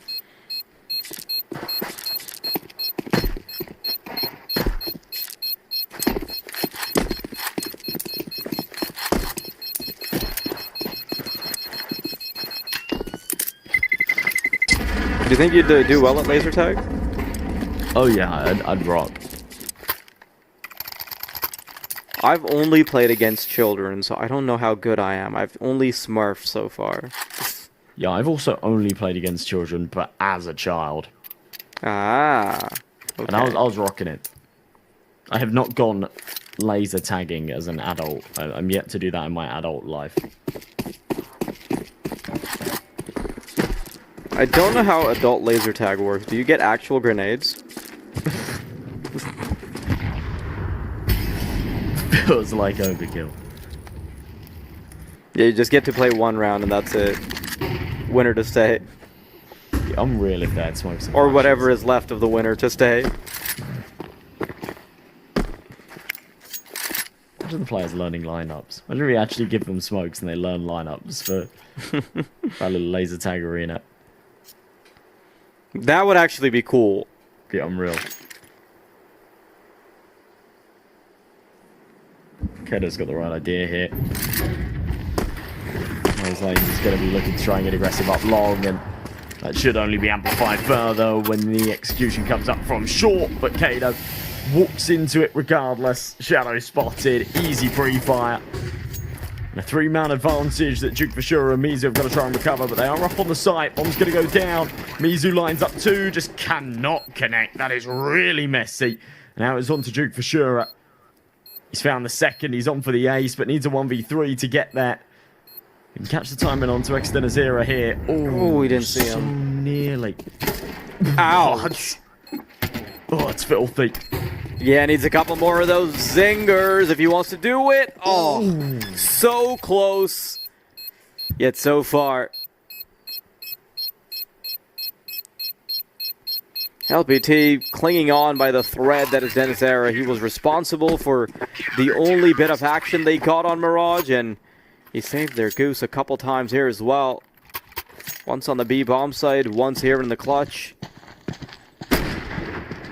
He's been having a good game individually, but you can't really say that about the rest. Nasty shot. Really nasty shots here from Duke Vashura as well in the clutch. You don't see it on replay. Nice one on long, but yeah, it was the short pick that was the highlight for sure. So 9-6, LPT still snapping at the heels of xGoat, denying double digits at least for now. Still being pursuit of it. Double AWPs for the CTs.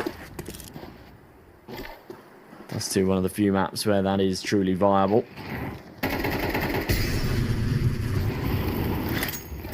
One on the B site, one playing A car.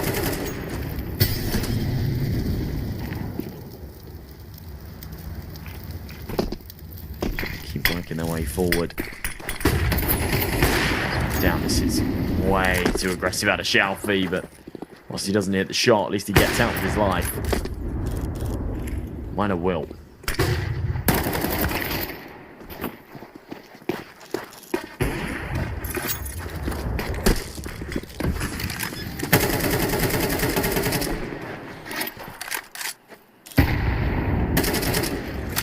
Maybe xGoat aren't going to have a whole lot to do here. Just instantly mowed down by Denizera and company. K tries to have a bit of a response, but that is all is going to be limited to. 9-7, LPT slowly creeping up. A chance to now add a little bit more to the tally as well, considering the money is not going to be the best.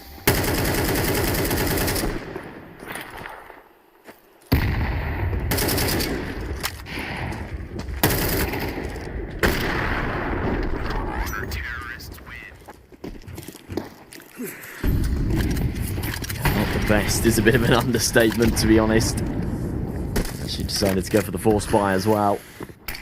This wasn't an absolute necessity. They weren't double eco or anything like that. They chose to go for this buy. Pistols, armor, bit of util around it. Mid control on the menu. Timing for Shalfie is milliseconds off. Just misses the Sightline onto the fly, walking up short. Would have had to be very quick to flick and connect, but we've at least been info. He'll get it anyway. Duke for sure deploys the smoke into CT. Oh no, Shelfie quick switches. Doesn't pull the trigger. Misses on the pot shot. Now he might be in a bit of trouble. They're running him down here. Big shot. KK's done a lot with the MP9, and yes, the Tech 9 will be able to scale up. However, it doesn't really matter. Shelfie not going to be too punished. And what a contrast to the first map this one is. This looks so much nicer from LPT. Still not the best. It still relied on Dennis Era and Miner to be doing the heavy lifting. Being able to go toe-in-toe with xGoat, who you just got 13-1 by, is a pretty big statement to be making. Now, they're going to be back to Tech 9, pistols, the works. A really good chance to tie up, and I feel like xGoat has been somewhat careless with their economy. They really have. They really have, and they sort of continue to be here as well. This is supposed to be the eco round, and whilst the intention is to keep a bit of cash and still have a buy in the next, a couple of the boys have over-invested here. Sure, easy combo. $650 and $850 respectively, and yeah, it's not going to be enough to have all the bells and whistles in the next round unless they find some kills here. Get a bomb plant perhaps. Kado does crack things open with an important pick in mid. Miner follows up with one on the B side, but the crunch is strong. Kado ends up with a second. And now a B site retake. And Shelfie stuck on an AWP. Sure he's got the perfect spot. Just needs to land the head. He can't. And now this gets tricky.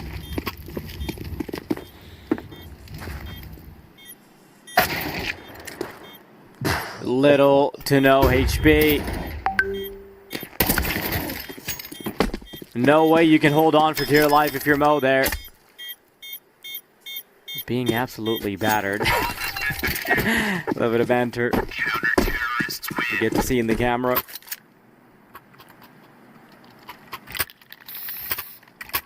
Yeah, there's a grumpy face on Doja.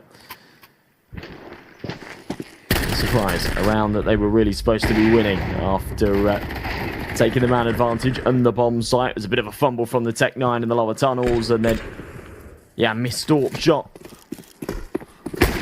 Shouldn't have gone missing. Either way, getting the bomb down and 3 kills does do them a lot of favours economically. Means that they're able to get those weapons out when otherwise, as I was saying, Yuzu and Duke for sure wouldn't have been able to afford them alongside Util. Missed shot Shelfie. She goes a little deep as well, so doesn't do too much damage either. You can tell that the groove has been greased a bit for LPT, as now they feel so much more comfortable going for these little peaks, right? We see the boost towards short, they're getting aggressive, they're super happy to actually take matters into their own hands, which we weren't seeing before. They were being controlled on Mirage. Shelfie just trying to keep a finger on the pulse in middle. Short control's been given up, which does allow them to have the option to go back from mid to B later. Short crossing smoke deployed, and judging by the fact that there's a player on long, this is going to be the commitment to short shot. We've got to make this work. It's been a little while since they've had that taste of success, especially here on the T side. They've been given safe passage, a free A bomb site. They won't take it for granted. No peeks into long. They know the AWP's going to be holding. It is that double setup, and eventually they'll start to try and apply a bit of pressure. Miner still on the angle, knows that one has potentially crossed. One ticking away. They've got to start working their way forward. These double snipers are now going to be a real hindrance.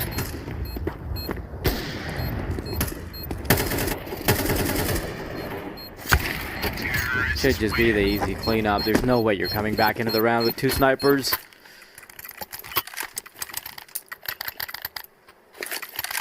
And xGoat might still have some wheels behind them.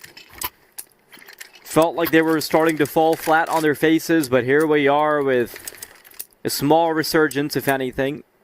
The problem is they still have to go up against an LPT that can not only buy up, but also bring out double snipers all over again. Unfortunately, I do think this threatens their future economy a bit. You have to remember that their little resurgence that they had of their own, it dries out their loss bonus. Not going to have much to work with if they lose this round. Yeah, it's a big kill from Doja, and Denisera is going to try and reclaim some of the space they've lost by trying to push through middle. He's going to have his back turned as the top mid player is watching for him, and that is it. Mo wasn't necessarily reading or anticipating that. It was more just a right place, right time, but he'll be very happy with it. Shelfie in the meantime. Here's Mizu jumping around. It's not quick enough to the trigger.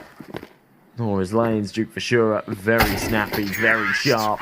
As is Mizu at the end.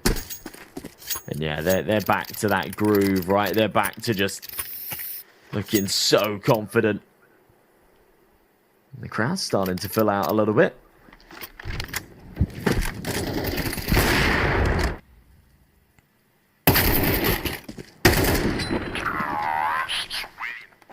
Good round.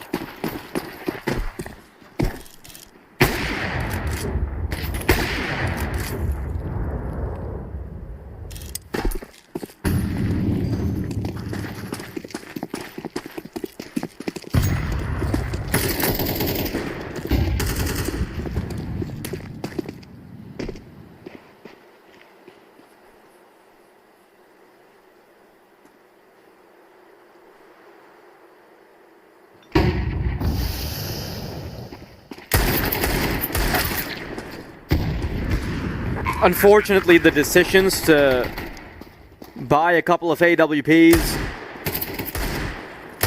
and spend all of your money is going to keep coming back to haunt them. They're going to have one chance to have a last hurrah. Yes, it's a good couple of kills for the highlight reel for lanes, but it's really not going to matter.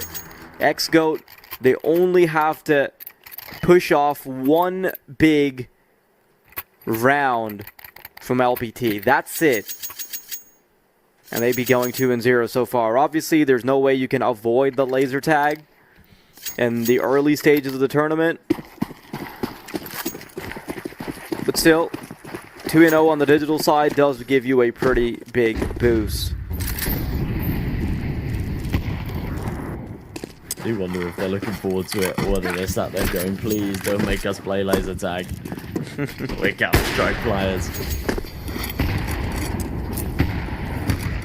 I hope they're looking forward to it. They probably wouldn't be here if they weren't. It's no surprise what Games of the Future is all about.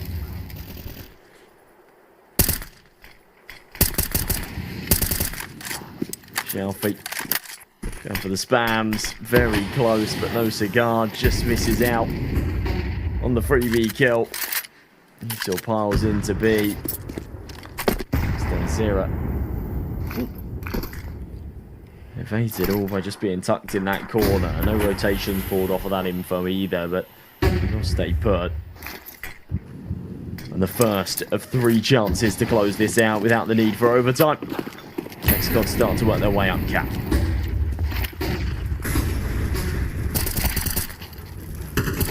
Big Fishura, first one in. Miner's going to try and hold his ground. There's still another in the chamber they have to deal with after getting the first player off of Ram, but I think this might be done, Josh. Yes, there's a lot of damage on Mizu and Cade, but there's a significant positional advantage that the T's have. A lot of time is going to have to be spent just putting these players into their positions.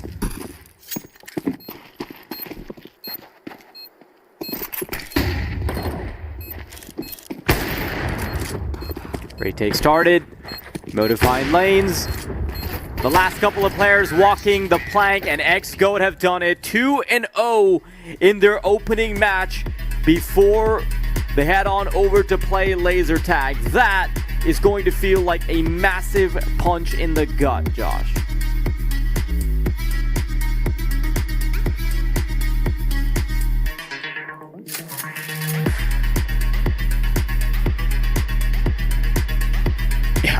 a much better attempt out of the Liga boys. That was a close. Finally, it was like the win that we were expecting, honestly, from xGoat. But at least it was really close. It was really close for both of them. Kind of we didn't expect, especially after the first match and how like they lost Mirage, kind of as I said, kind of a stump. But winning 2-0 for the first half, kind of the qualifier, like we kind of expected it, but not that close.